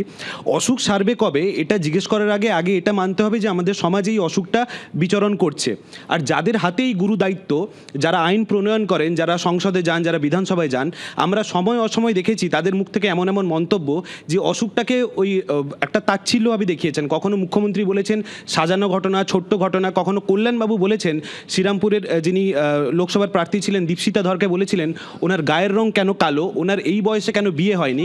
কিংবা দেব বলে যে সাংসদ আছেন, উনিও একসময় বলেছিলেন রেপ এমন একটা জিনিস, হয় তুমি এনজয় করতে পারো, নয় চিৎকার করতে পারো। তাহলে আমার প্রশ্ন এটাই, যারা আইন প্রণয়ন করেন তাদের থেকেই যদি আমরা এরকম শব্দ শুনি, উনি যেভাবে বললেন যে রাষ্ট্ররা আইন তৈরি করে, তাহলে আমরা কোথায়, কোন ডাক্তারের কাছে যাব? আমি রিয়া, আমি গড়িয়া থেকে। আমার প্রশ্ন হচ্ছে, আজকে আমাদের টপিক ছিল অসুখ সারবে কবে। তো বিষয়টা হচ্ছে, এটা তো একটা সামাজিক ব্যাধি, এটা একদম ছোটবেলা থেকে শুরু হয়। আমরা দেখেছি বিগত 6 মাসে আমরা দেখলাম যে বিভিন্ন প্রতিবাদ হয়েছে, আমরা সব কিছুতে সামিল হয়েছি, কিন্তু আমরা যে প্রথমে নাগরিক, তো আমাদের এই সামাজিক ব্যাধিটা দূর করার জন্য আমরা কি কি ভূমিকা পালন করব সেটা নিয়ে আমি কোথাও আলোচনাটা দেখছি না। এক হচ্ছে সমাজে এই ব্যাধি আছে কিনা এবং থাকলে সেটা অ্যাডমিট করা, এবং অপর দিকে কি কি ব্যবস্থা নিয়েছে আমরা উত্তর খোঁজার চেষ্টা করবো। এবং ভাস্করদাকেও আটকেছিলাম, আসবো এই নিয়ে আলোচনা। একটা বিরতির পর সঙ্গে থাকুন।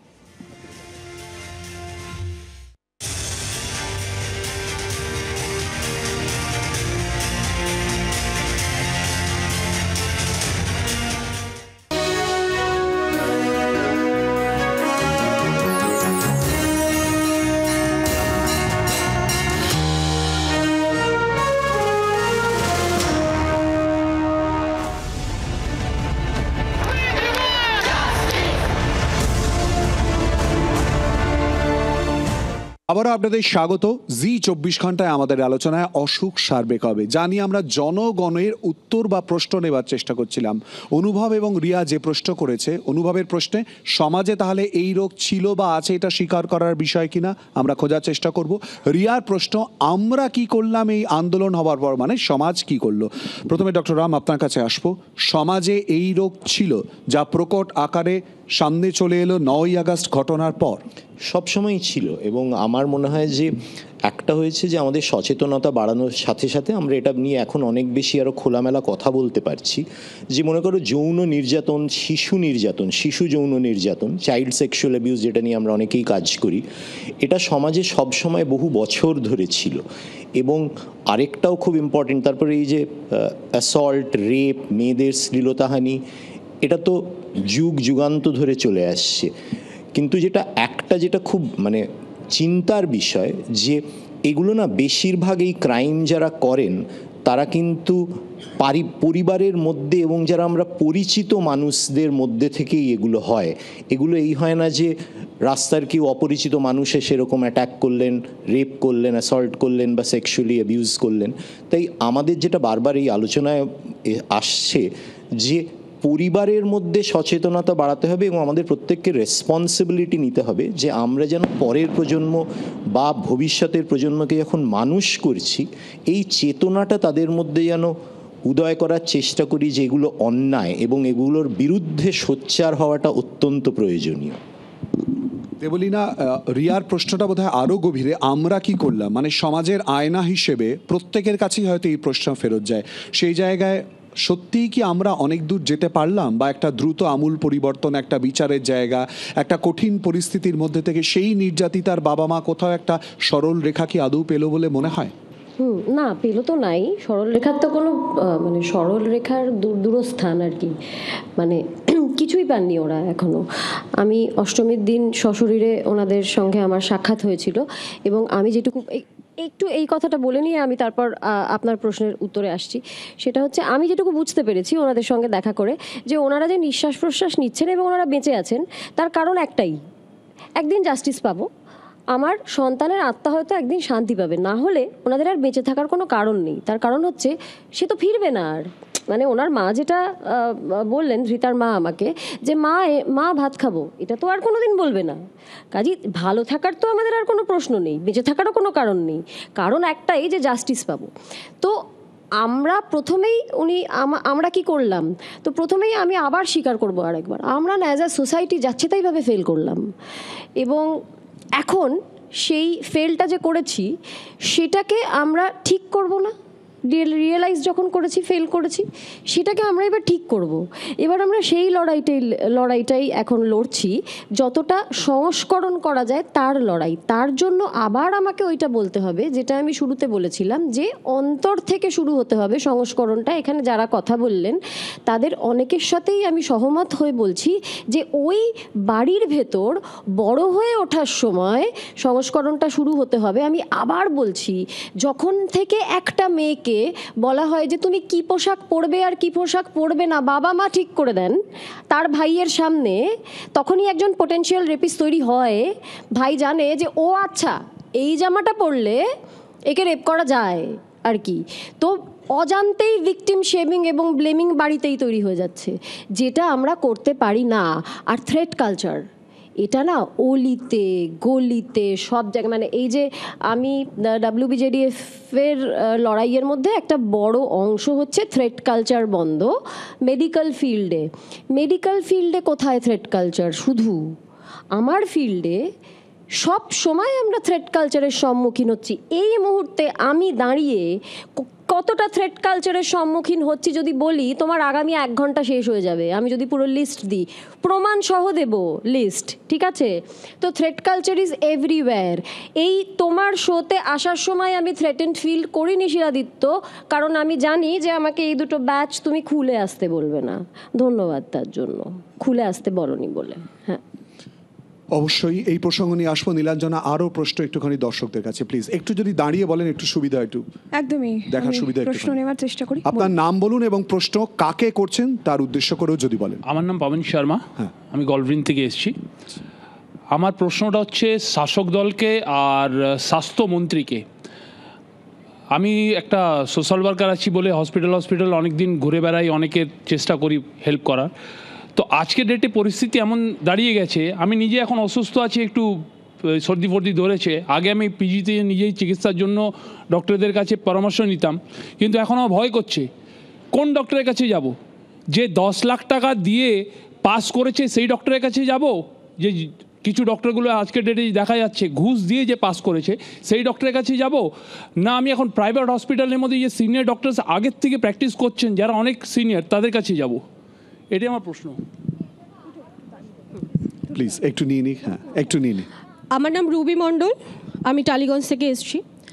অভয়া কাণ্ডের পরও আমরা বারংবার দেখেছি একের পর এক ধর্ষণ হয়েই চলেছে, এবং সেটা কিন্তু পুলিশ ইন্টেলিজেন্টের তরফ থেকে এখন অবধি একটাও আটকাতে পারেনি।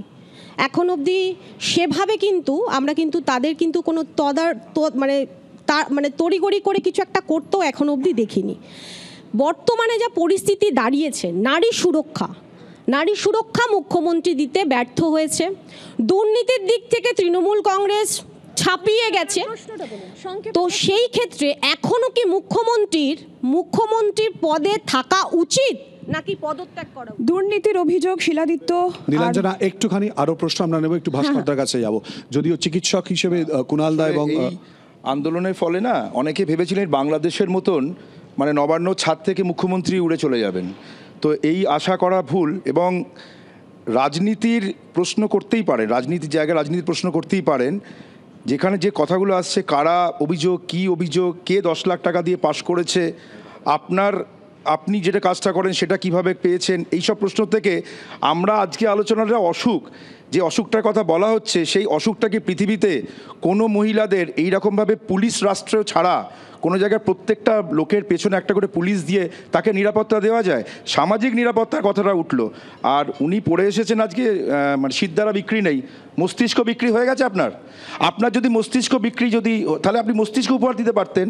সিদ্ধারা, আমি বলি আপনারা সিদ্ধারা যে উপহার দিয়েছিলেন পুলিশকে, সেই পুলিশ কিন্তু সেই ধর্ষককে, যে ধর্ষকের গ্রেপ্তারের পরে সিবিআই কিন্তু আর কাউকে গ্রেপ্তার করেনি, সেই উপহার দেওয়া সিদ্ধারার বদলে হয়তো পুলিশরা আপনাকে আপনাদের মস্তিষ্কটা উপহার দিতে পারে, সেটা আপনাদের কাছে এই মুহূর্তে হয়তো একদম। নীলাঞ্জনা প্লিজ একটুখানি আসবো কুণাল, একটুখানি জাস্ট উত্তরটা নিন। হ্যাঁ, উত্তরটা তো আমি দেব। এক হচ্ছে সিদ্ধারা বিক্রি নেই ব্যাচ, তার সাথে আরেকটা ব্যাচও আছে যেটা আমাকে শিলাদিত্য খুলতে বলেনি, সেটা হচ্ছে উই ওয়ান্ট জাস্টিস। এটাও খুলতে বলেনি। ইতিহাস বলছে ব্যাচ খুলতে বলা হয়। হ্যাঁ, না আমি জাস্ট বললাম ইতিহাস বলছে এরকম এই ব্যাচ খুলতেও বলা হয়, আমাকে আজকে বলা হয়নি, ধন্যবাদ। এবারে মানে শিরদাঁড়া বিক্রি নেই, মস্তিষ্ক বিক্রি আছে কি না এর উত্তরে আমি বলি, মেডুলা অবলঙ্গটা শিখেছি ডাক্তারদের কাছ থেকে, এইটা দিয়ে মস্তিষ্কের সঙ্গে শিরদাঁড়ার যোগ, শিরদাঁড়া বিক্রি আছে কি নেই এটা আমার মস্তিষ্কই ঠিক করে। আমি যে আমার শিরদাঁড়া বিক্রি করবো না এটা আমার মস্তিষ্কই আমায় বলে দিয়েছে যে দেবলি না শিরদাঁড়া বিক্রি করবো না, কাজে দুটো এক, আসলে দুটো আলাদা নয়। আজকে তাহলে এই সব থেকে বড় অসুখ কোনটা ছিল জানেন তো? এই অসুখটা ছিল অপপ্রচারের অসুখ। ওই যে আমি সোমা বলছি অপপ্রচার, ওই যে অপপ্রচার, কথা জিজ্ঞেস করবো, একটা কথা জিজ্ঞেস করবো, অপপ্রচার একটুখানি আমি কুণালদার কাছে আসবো প্লিজ, শতরূপ হয়ে আসবো প্লিজ, দেবলি না ভাস্করদা, আপনি জানেন অধিকাংশ প্রশ্ন আপনার দিকে ধেয়ে আসবে, একটু পেশেন্স প্লিজ। 30 সেকেন্ড। অপপ্রচারের অসুখ আমি মেনে নিচ্ছি। কেন মেনে নিচ্ছি জানেন? আক্রান্ত আপনি কেন মেনে নিচ্ছি জানেন? আমরা কিভাবে আক্রান্ত বলি, শিরদাঁড়ার কথা থেকে এক্সাম্পল দিয়ে আমি বলি। একটা পুজো প্যান্ডেলে শিরদাঁড়া তৈরি করা হয়েছিল, সেটাকে কুটি কুটি করে ভেঙে দেওয়া হলো, এইটাকে অপপ্রচার বলে। আমি বুঝতে পারছি না, মানে ওর মস্তিষ্ক বিক্রি করলে কি আপনি কিনবেন? তা আপনার অত টেনশন কি, আপনি থামেন। আমি দুটো কথা বলি এখানে। প্রথম কথা হচ্ছে যে এই আন্দোলনের ফলে, আমি জানি না, হয়তো নিশ্চয়ই কেউ ভেবে থাকবে যে আন্দোলনের ফলে রাজ্যের মুখ্যমন্ত্রী ছাদ থেকে উড়ে যাবেন, সেটা হয়নি। কিন্তু কেউ যদি আবার, বিশেষ করে যারা আজকে শাসন ক্ষমতায় আছে, তারা যদি এইটা ভেবে খুব নিশ্চিন্ত হয় যে ভাই মুখ্যমন্ত্রী তো ছাদ থেকে উড়ে যাননি, অতএব তোমরা যা পারো আন্দোলন করো, আমাদের কিছু যায় আসে না, সেইটাও বোধহয় যে ক্ষমতায় আছে তার জায়গা থেকে খুব দায়িত্বশীল চিন্তা হবে না। আর আমি আর একটা কথা বলছি, ধর্ষণ বা মোলেস্টেশন হয়তো বাই ডেফিনেশন ইনস্টিটিউশনাল ক্রাইম নয়, উনি বলার সময় বলেছিলেন যে এটা কোনো প্রাতিষ্ঠানিক অপরাধ নয়, কিন্তু আবার এই ঘটনাতে যেগুলো আমরা জানতে পারছি, তার যদি 10% সত্যি হয়ে থাকে তাহলে কিন্তু এখানে একটা ইনস্টিটিউশনাল ক্রাইমের অংশ হিসেবেই ধর্ষণকে ব্যবহার করা হয়েছে একটা ইনস্টিটিউশনাল করাপশনকে চাপার জন্য। বা আমি আরও একটা কথা বলছি, যদি কোনো রাজনৈতিক নেতাই ভাষণ দেন যে আমার রাজনৈতিক বিরোধীকে আমি কি শাস্তি দেব, ঘরে ছেলে ঢুকিয়ে রেপ করে দেব, তখন কিন্তু ধর্ষণকে আমি ইনস্টিটিউশনাল ক্রাইমেরই একটা হাতিয়ার হিসেবে ব্যবহার করি। এই রকমভাবে কিন্তু আমি একটার পর একটা উদাহরণ দিয়ে যেতে পারি। পঞ্চায়েতে এরম দেখা গেছে 2018 সালে একজন নমিনেশন তুলে নিতে রাজি হননি বলে তার স্ত্রী এবং মেয়ের ধর্ষিতা লাশ ঘর থেকে পাওয়া গেছিল। আমি বলছি, আমি উদাহরণ দিয়ে ভারাক্রান্ত করতে চাই না, কিন্তু এইটা বলার চেষ্টা করছি যে ধর্ষণের মতো একটা পাপকেও যদি ইনস্টিটিউশনালাইজ করা হয় তখনই কিন্তু হয়তো তার মানে সমাধান করাটা আরও কঠিন হয়ে যায়। এবং দেখুন, আমি একটা জিনিস বুঝতে পারছি না, দেবলীনা একটি ব্যাচ পড়ে আছেন, তাতে কোথাও তৃণমূলকে গালাগাল দেওয়া নেই, মুখ্যমন্ত্রীর পদত্যাগ দাবি করা নেই, কিচ্ছু করার নেই, খালি বলা আছে শিরদাঁড়া বিক্রি নেই, কি আমার জাস্টিস চাই। তাতে গোটা ভারতের ইলেকশন কমিশনের রেজিস্টার্ড 4,500 রাজনৈতিক দল আছে, তার মধ্যে 4,499টা দলের কোনো সমস্যা হচ্ছে না, খালি উই ওয়ান্ট জাস্টিস দেখলে ভারতের একটা রাজনৈতিক দলের শরীর খারাপ লাগছে। এর কারণটা কি? এর তো একটা কারণ জানবো। নীলাঞ্জনার কাছ থেকে আরো দুটো প্রশ্ন নিয়ে কুণালদার কাছে আসবো। প্লিজ দেবলীনা, পরিচয় আসবো। নীলাঞ্জনা প্লিজ, কোস্তাব একটুখানি দর্শকদের আগে প্রশ্ন নিই, প্লিজ আসবো প্লিজ একটু একদম সংক্ষেপ। আমার প্রশ্ন হচ্ছে যে আমরা এতক্ষণ ধরে দেখলাম একে অপরকে মেলাইন করার চেষ্টাটা মনে হয় বিশাল হচ্ছে, কিন্তু আমরা যে প্রথমে নাগরিক এবং আমাদের প্রত্যেকটা রাজনৈতিক দলেরই আমাদের এখন প্রয়োজন এই বিষয়ে রাজনৈতিকরণ না করে কিভাবে এর সমস্যার সমাধান করা যায় সেটা আলোচনা করা, কিন্তু তা হচ্ছে না। এই দলকে মেলাইন করছে, এই দল সেটাই হচ্ছে, আলোচনা এইভাবেই হয়। আগে আলোচনা করার আগে রসগোল্লা পান্তুয়া খাইয়ে তারপর কথা শুরু করব। উত্তরে যায় আসবো প্লিজ একটুখানি। সন্দীপ বাগচি, যাদবপুর থেকে এসেছি। আমার প্রশ্ন হচ্ছে, আমি অনেকক্ষণ ধরে শুনছি অনুষ্ঠানটা, অভয়া এই যে যাকে হত্যা করা হয়েছে, ধর্ষণ করে খুন করা হয়েছে, তার জাস্টিস যদি পেয়ে যাই তাহলে কি এ ঘটনা সমাপ্ত হয়ে যাবে? আমরা কামদুনির ওই মেয়েটির কি জাস্টিস পেয়েছি? আমরা কুলতলির ওই মেয়েটির জাস্টিস পেয়েছি? আজকে একটা ধর্ষণের ঘটনা ঘটেছে ক্যানিংয়ের কোথায় একটা, আমি আসবার সময় টিভিতে দেখছিলাম। এদের জাস্টিস আমরা চাইছি না কেন? এই যে ধর্ষণ, এই যে গভীর অসুখ, সমাজের এই যে অসুখ, আমার মনে হয় যে সমাজের এই অসুখ সারাতে গেলে সামাজিক মানুষ প্রত্যেককে এক জায়গায় আনতে হবে। কিন্তু ডাক্তারদের আন্দোলন থেকে গো ব্যাক স্লোগান শোনা যাচ্ছে কেন? Go back slogan. অনেকগুলো প্রশ্ন। নীলাঞ্জনা আরেকটুখানি একটু অতিথিদের একটুখানি উত্তর নিয়ে কুণালদা প্লিজ। কুণালদা, আমি দুটো পয়েন্টকে একত্রে নিয়ে একটা কথা বলি। যেমন শিরদাঁড়া উপহারের কথা হলো, আমরা সেটা কেন করা হয়েছিল, আমাদের জুনিয়র ডাক্তাররা কেন করেছিলেন?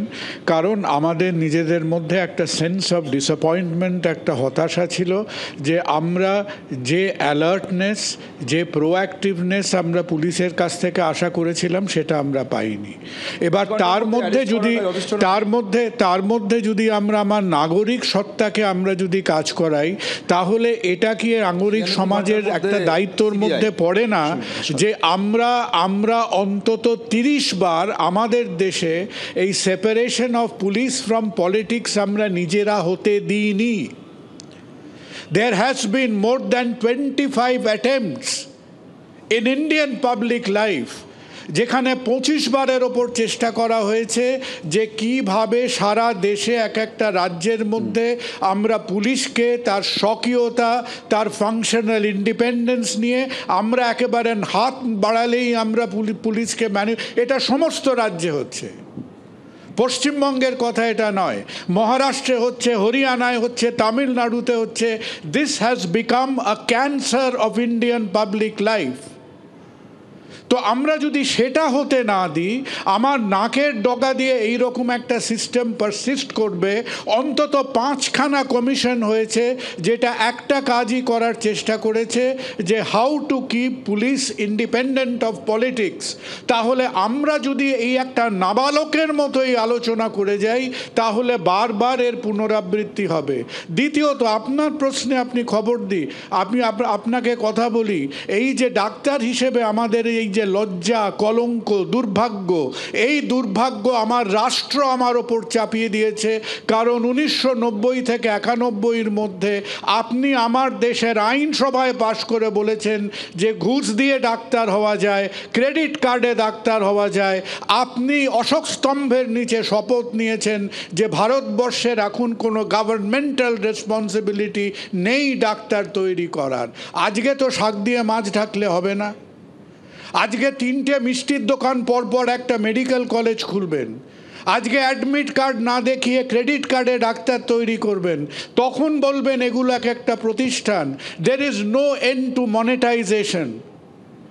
একদিন যখন ক্রেডিট কার্ড নিয়ে ডাক্তার তৈরি করেছিলেন, এখন সেই টাকা দিয়ে থিসিস হচ্ছে, এখন সেই টাকা দিয়ে অ্যাডমিশন নেওয়া হচ্ছে, এখন সেই টাকা দিয়ে আমি আমার অ্যাপয়েন্টমেন্ট ট্রান্সফার আটকাচ্ছি।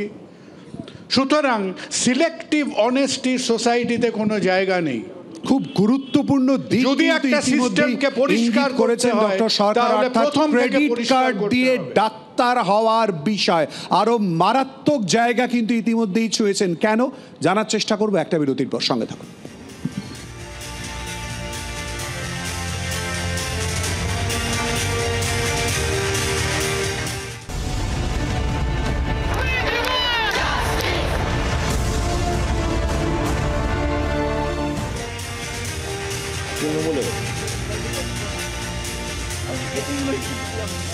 আবার আপনাদের স্বাগত। অসুখ সারবে কবে গভীরে গিয়ে আলোচনা করার আমরা চেষ্টা করছি। ডক্টর রাম, সেই অসুখ নিয়ে বারবার প্রশ্ন এবং সোসাইটির ভূমিকা। দেখো, সোসাইটির ভূমিকা একটাই যে শিরদাঁড়া নিয়ে কথা উঠলো। আমার মনে হয় যে আমাদের সবাইকে নিজেদের রোলটা না প্লে করতে হবে। ভাস্করবাবু বললেন যে এইগুলো হয়েছে, শিরদাঁড়া মস্তিষ্ক নেবে কিনা। আমি না দুটো এক্সাম্পল দিতে চাই, মানে যেটা খুব গ্লেয়ারিং। একজন খুব সিনিয়র আইপিএস অফিসার, তিনি প্রেস কনফারেন্স করে বললেন যে বিরূপাক্ষ নাকি ফিঙ্গারপ্রিন্ট এক্সপার্ট।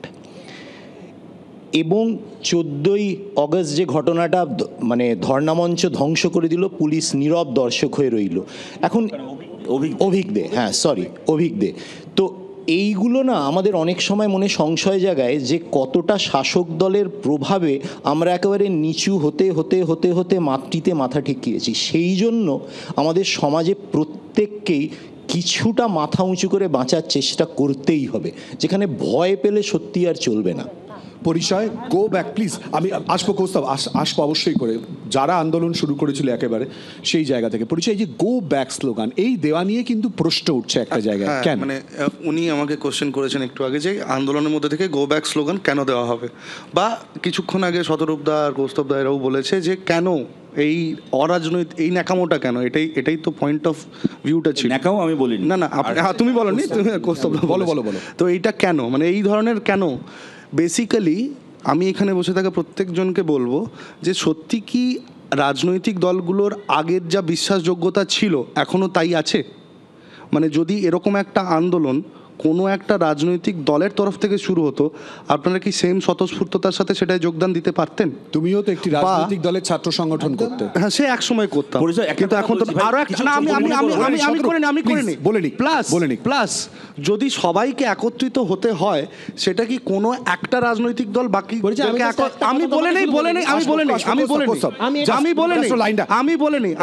আমি কারোর এগেনস্টে বলছি না, আমার ভিউ পয়েন্টটা আমি বলছি। আমার ভিউ পয়েন্টটা বলছি। প্লাস কোনো একটা রাজনৈতিক দল কি বাকি সবাইকে একত্রিত করতে পারবে? মানে কোনো পার্টি লাইন যারা ফলো করে, ধরুন তুমি কি পারবে কোনোদিন ওনাদেরকে? দ্বিতীয় কথাটার সাথে আমি একমত, ওনাদেরকে সাথে একত্রিত করে একটা আন্দোলন লিড করতে। কিন্তু that's why the requirement of a political front that will fight for a cause, that will fight for a cause, and that won't allow any other color to be. আমি অনেকক্ষণ থেকে বলার চেষ্টা করছি, আমি অবশ্যই বলবো এই জায়গাটায় নিরপেক্ষ বলে কিচ্ছু হয় না। আমি বলি ওই নিরপেক্ষটাও একটা পক্ষ। এই যারা আমি বলিনি, প্লিজ, আমি এতক্ষণ বলিনি, তুমি বারণ করলে বলে বললাম না। এই নিরপেক্ষটাও একটা পক্ষ। এই তখন নিরপেক্ষ বলা হচ্ছে, হাইকোর্টের প্রাক্তন বিচারপতি বর্তমানে পার্লামেন্টের মেম্বার, তিনি যখন গিয়ে দাঁড়ালেন গো ব্যাক বলা হলো। অগ্নিমিত্রা পাল লেজিসলেটিভ অ্যাসেম্বলির একজন সদস্য পাশ থেকে অফিসে যাচ্ছিলেন, গো ব্যাক বলা হলো। আমি বলছি কোথাও কি এই বিষয়গুলো আন্দোলনের ক্রেডিবিলিটি বাড়ায়? আমি এই কথাটা এই জন্য বলছি, আন্দোলনটা যখন সরকারের বিরুদ্ধে, আজকে যে কোনো মাস মুভমেন্টে আজকে সরকার বিরোধী, এটা তো অস্বীকার করার জায়গা নেই যে ভারতীয় জনতা পার্টি এই মুহূর্তে পশ্চিমবঙ্গের প্রধান বিরোধী রাজনৈতিক দল। আমি একটা কথা বলি, আমি তোমারও একটা রাজনৈতিক আইডেন্টিটি আছে, and I know it very well. তো সেই রাজনৈতিক আইডেন্টিটিটা তোমার আছে, সেটা তুমি জানো, কয়েকজন জানে, সেটা লার্জ পাবলিক অ্যাট লার্জ জানে না বলে তুমি এই জায়গাতে সেফ এবং ইমিউন নিজেকে নিরপেক্ষ বলার ক্ষেত্রে। কিন্তু যেই মানুষগুলোকে পাবলিক অ্যাট লার্জ জানে, যেহেতু তারা কোনো একটা পলিটিক্যাল পার্টির সাথে যুক্ত, তাদেরকে গো ব্যাক বলাটা খুব ইজি। পক্ষ নিরপেক্ষের প্রসঙ্গ আসবে এই নিয়ে আলোচনায়, বিশেষ করে নীলাঞ্জনার মাধ্যমে দর্শকদের প্রশ্ন আগে আমরা নেব, তারপর আলোচনায় আসবে একটা বিরতির পর। সঙ্গে থাকুন।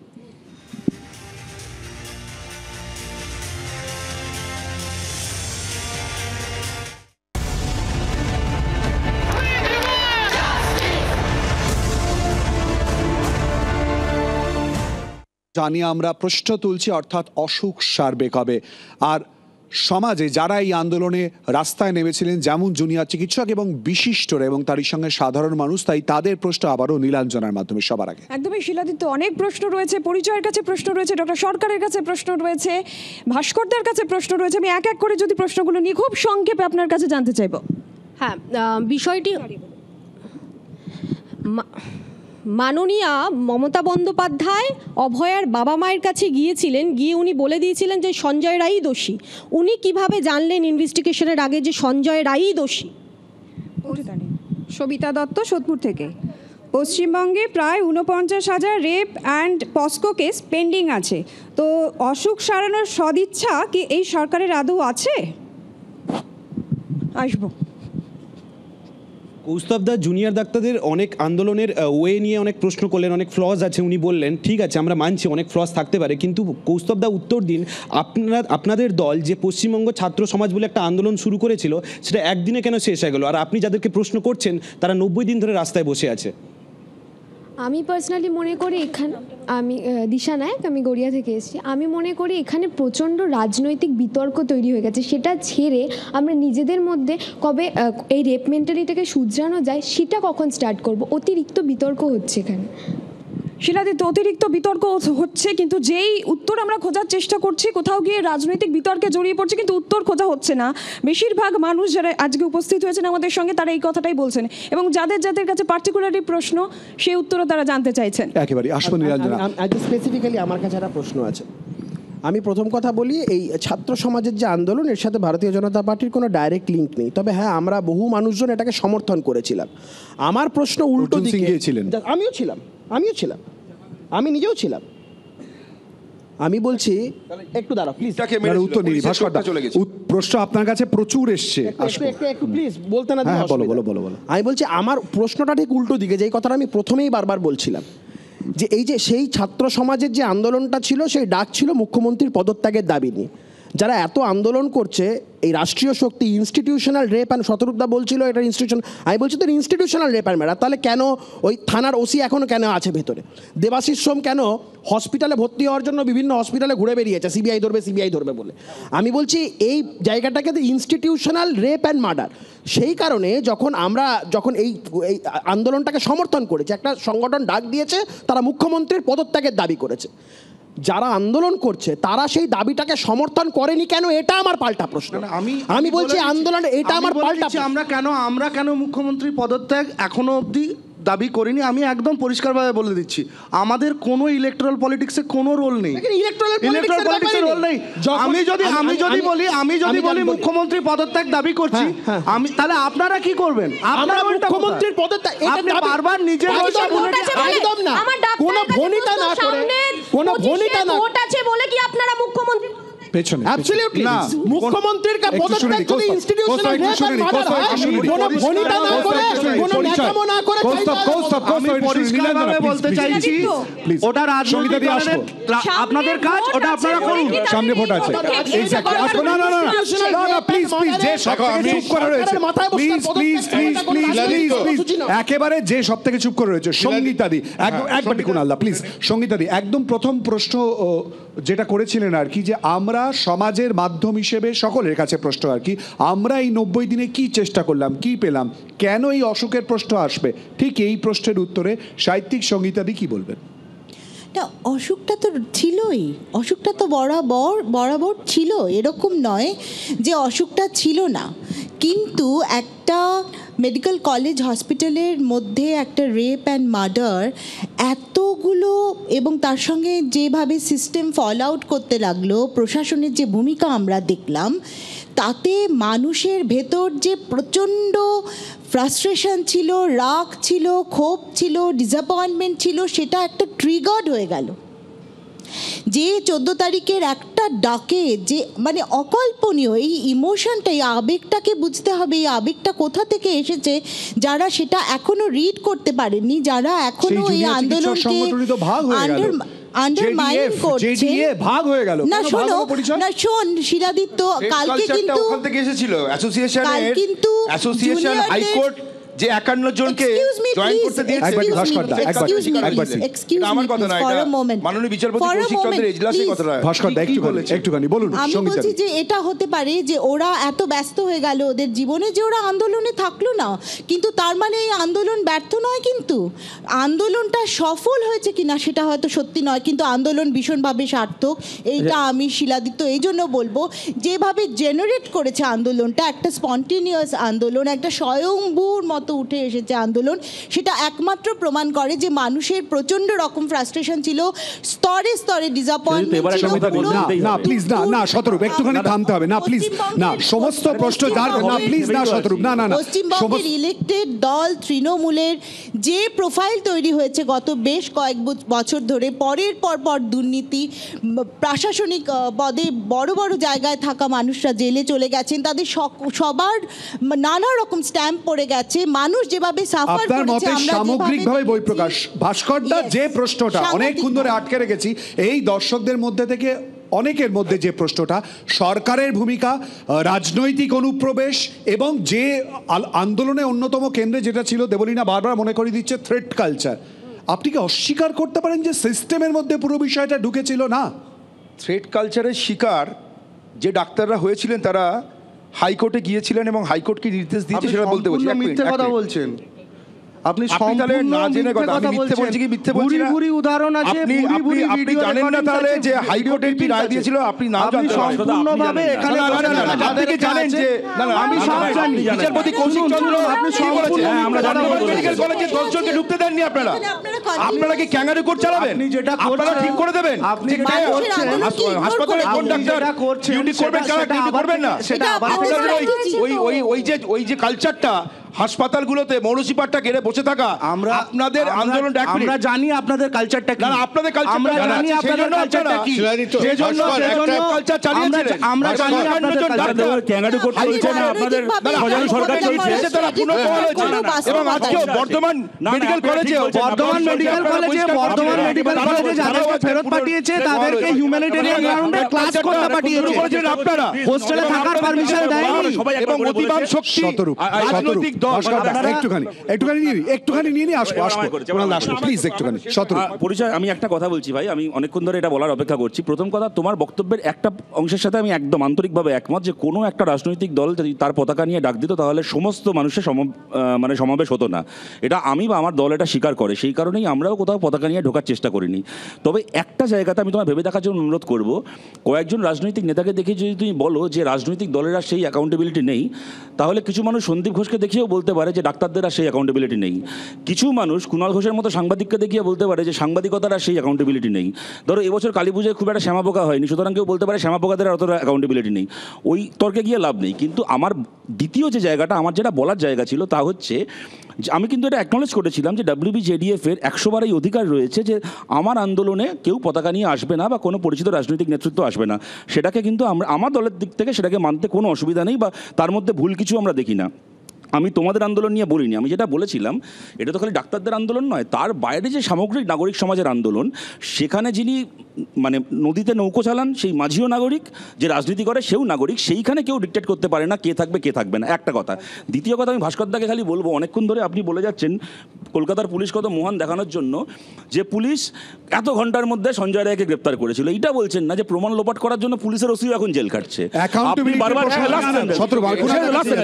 লাস্ট সেন্টেন্স আপনি তখন থেকে বলে যাচ্ছেন যে কত একটা ঘন্টার হিসেব দিচ্ছেন যে এত ঘন্টার মধ্যে হচ্ছে চার্জশিট জমা পড়ছে, যদিও চার্জশিট আপনারা জমা দেননি, সিবিআই দিয়েছে, কিন্তু 4 ঘন্টার মধ্যে সন্দীপ ঘোষকে ন্যাশনালের মাথায় কেন রিইনস্টেট করা হলো আমরা আজ অব্দি তার কারণ জানি না। যেটা দেবলীনা বললেন যে এটা কোনো মানে পাড়ার কোনো তৃণমূল নেতা নয়, একজন মানে কাঁধে তারা নেওয়া একজন আইপিএস অফিসার প্রেস কনফারেন্স করে বলছেন একজন তৃণমূল নেতাকে তার ওখানে উপস্থিত থাকাকে ফিঙ্গারপ্রিন্ট এক্সপার্ট বলে জাস্টিফাই করছেন।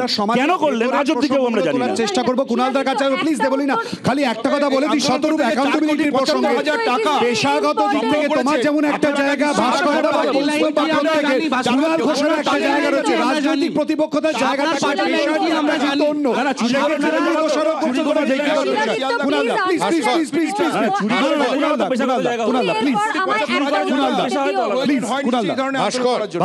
ভাস্কর প্লিজ। ভাস্কর, তোমার কাছে এবং তোমার মাধ্যমে তৃণমূল বা আমাদের বর্তমান সরকারের কাছে একটা অনুরোধ যে এই জায়গাটা তো অস্বীকার করার কোনো জায়গা নেই। এই যে একটা মারাত্মক গন্ডগোল, মারাত্মক একটা অব্যবস্থা, parallel administration, extra systemic influence health কেয়ারে, এইটা হওয়া উচিত ছিল না। এবং এইটা তো হয়েছে যে আমাদের স্বাস্থ্য ভবন এবং তাদের নাকের ডগা দিয়ে এই জিনিসটা হয়েছে। তো একজন রাজ্যের সাধারণ মানুষ, ডাক্তার, নাগরিক হিসেবে বলবো যে এই সিস্টেমিক উইকনেসটা তো স্বীকার করতে হবে, যার পুনরাবৃত্তি, যার রেকারেন্স উচিত নয়। এবং সেখানে একটা জায়গায় ভাস্কর, একটা জায়গায় আমাদের 10 কোটি মানুষ tremendously dependent on government health care. আমাদের যথেষ্ট ইনফ্রাস্ট্রাকচার আছে, যথেষ্ট ব্যুরোক্রেসি আছে, সুতরাং তার মধ্যে একটা প্যারালাল সিস্টেম চালানোর দরকার নেই। আজকে যে মুখ্যমন্ত্রী 2 ঘন্টার আলোচনা করতে পারেন, that is a unique example.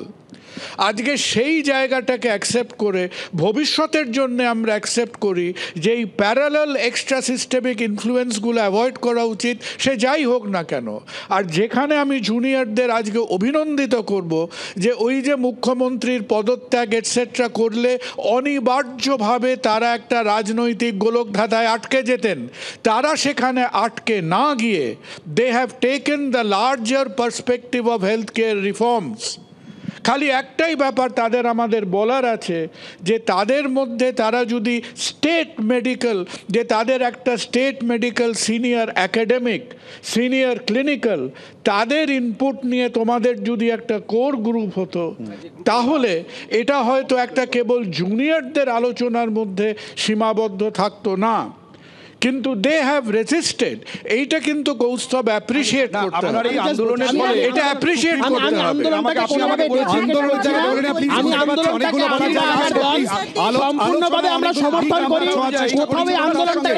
রাজনীতি কোথায় বা জড়িয়ে বা না জড়িয়ে সেটা বোঝার চেষ্টা করব। একটা বিরতির পর সঙ্গে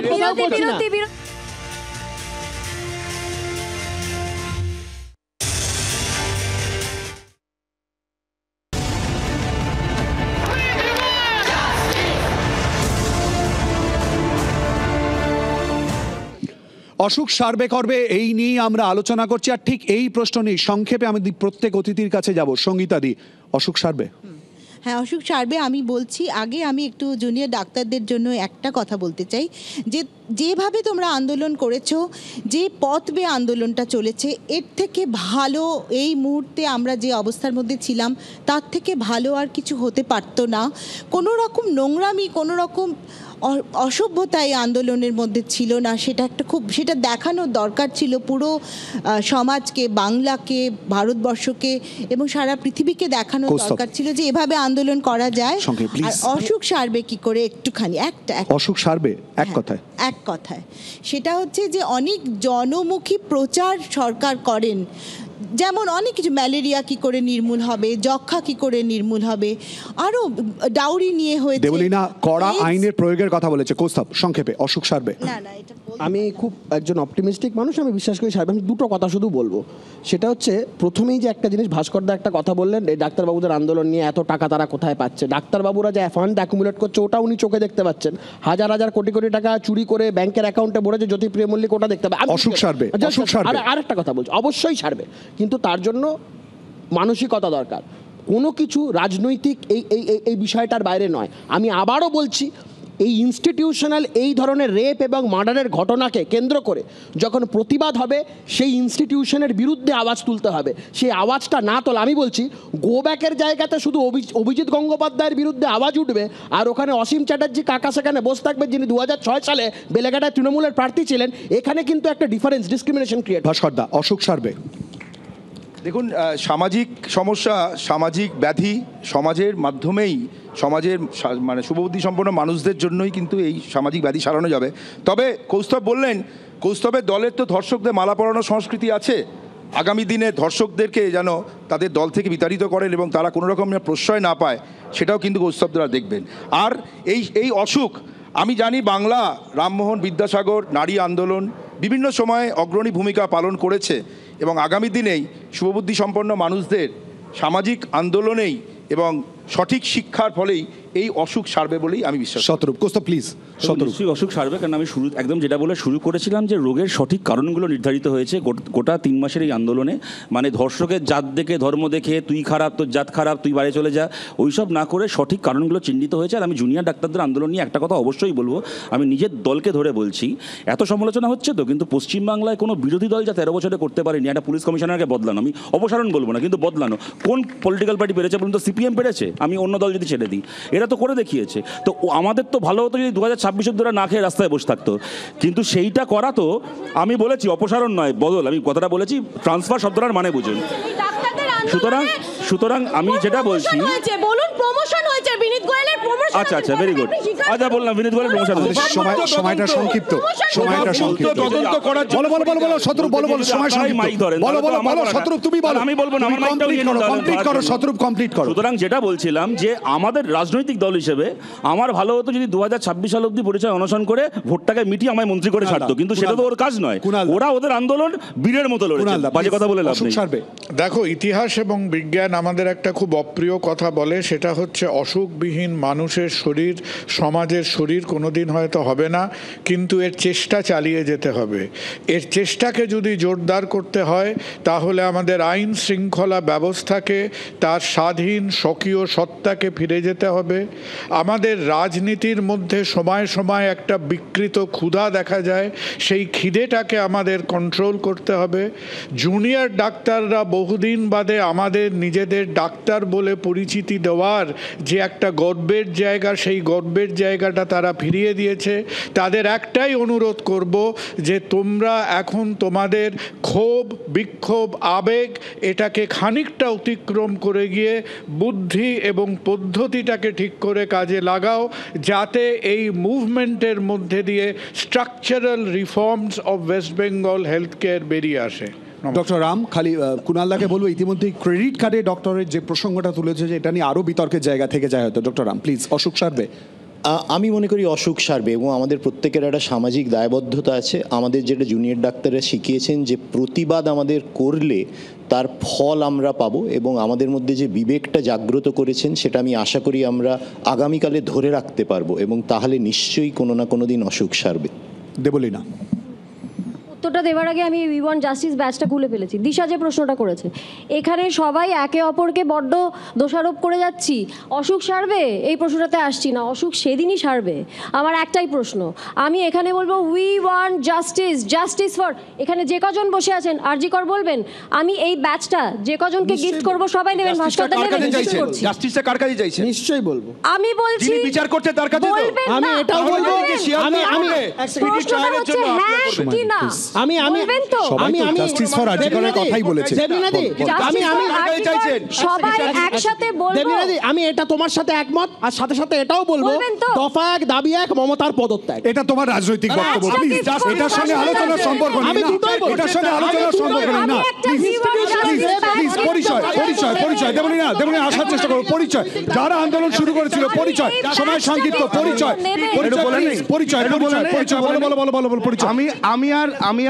আমি বলছি দফা 1 দাবি 1 মুখ্যমন্ত্রী পদত্যাগ। কৌস্তবদা বলুন, মুখ্যমন্ত্রী পদত্যাগ করে উনি কাকে মুখ্যমন্ত্রী চান? শুভেন্দু অধিকারী নাকি সময় সংক্ষিপ্ত? আমি লাস্টে একবার বলে নেই, তারপরে আমি আর এই ধরনের কোশ্চেন বা এগুলোতে যাব না যে কে মুখ্যমন্ত্রী কী পদত্যাগ, এটা নিয়ে যাব না।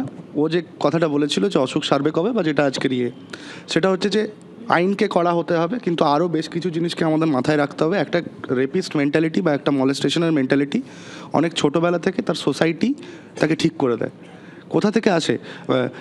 যারা দেখে নিজের বাবাকে তার মার ওপর ফিজিক্যাল অ্যাবিউজ করতে, যারা দেখে যে একটা লোক ডেলি মদ খেয়ে রাত্রিবেলা বাড়িতে ঢুকছে দিয়ে তার মাকে মারছে, তার মাথায় ওইটা ছোটোবেলা থেকে ইমপ্রিন্ট হয় যে হ্যাঁ একটা মেয়ের সাথে এটা করা যেতে পারে।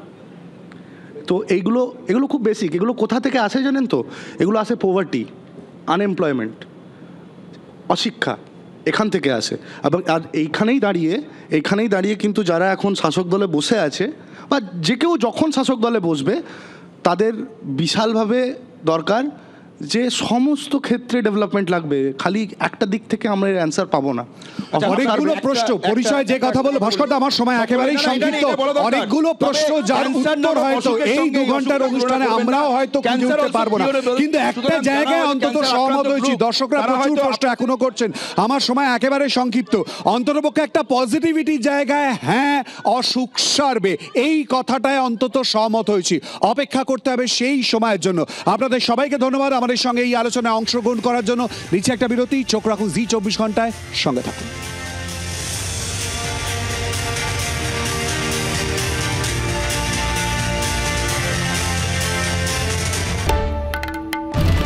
বাংলার আওয়াজ, বাঙালির আবেগ, জি 24 ঘন্টা।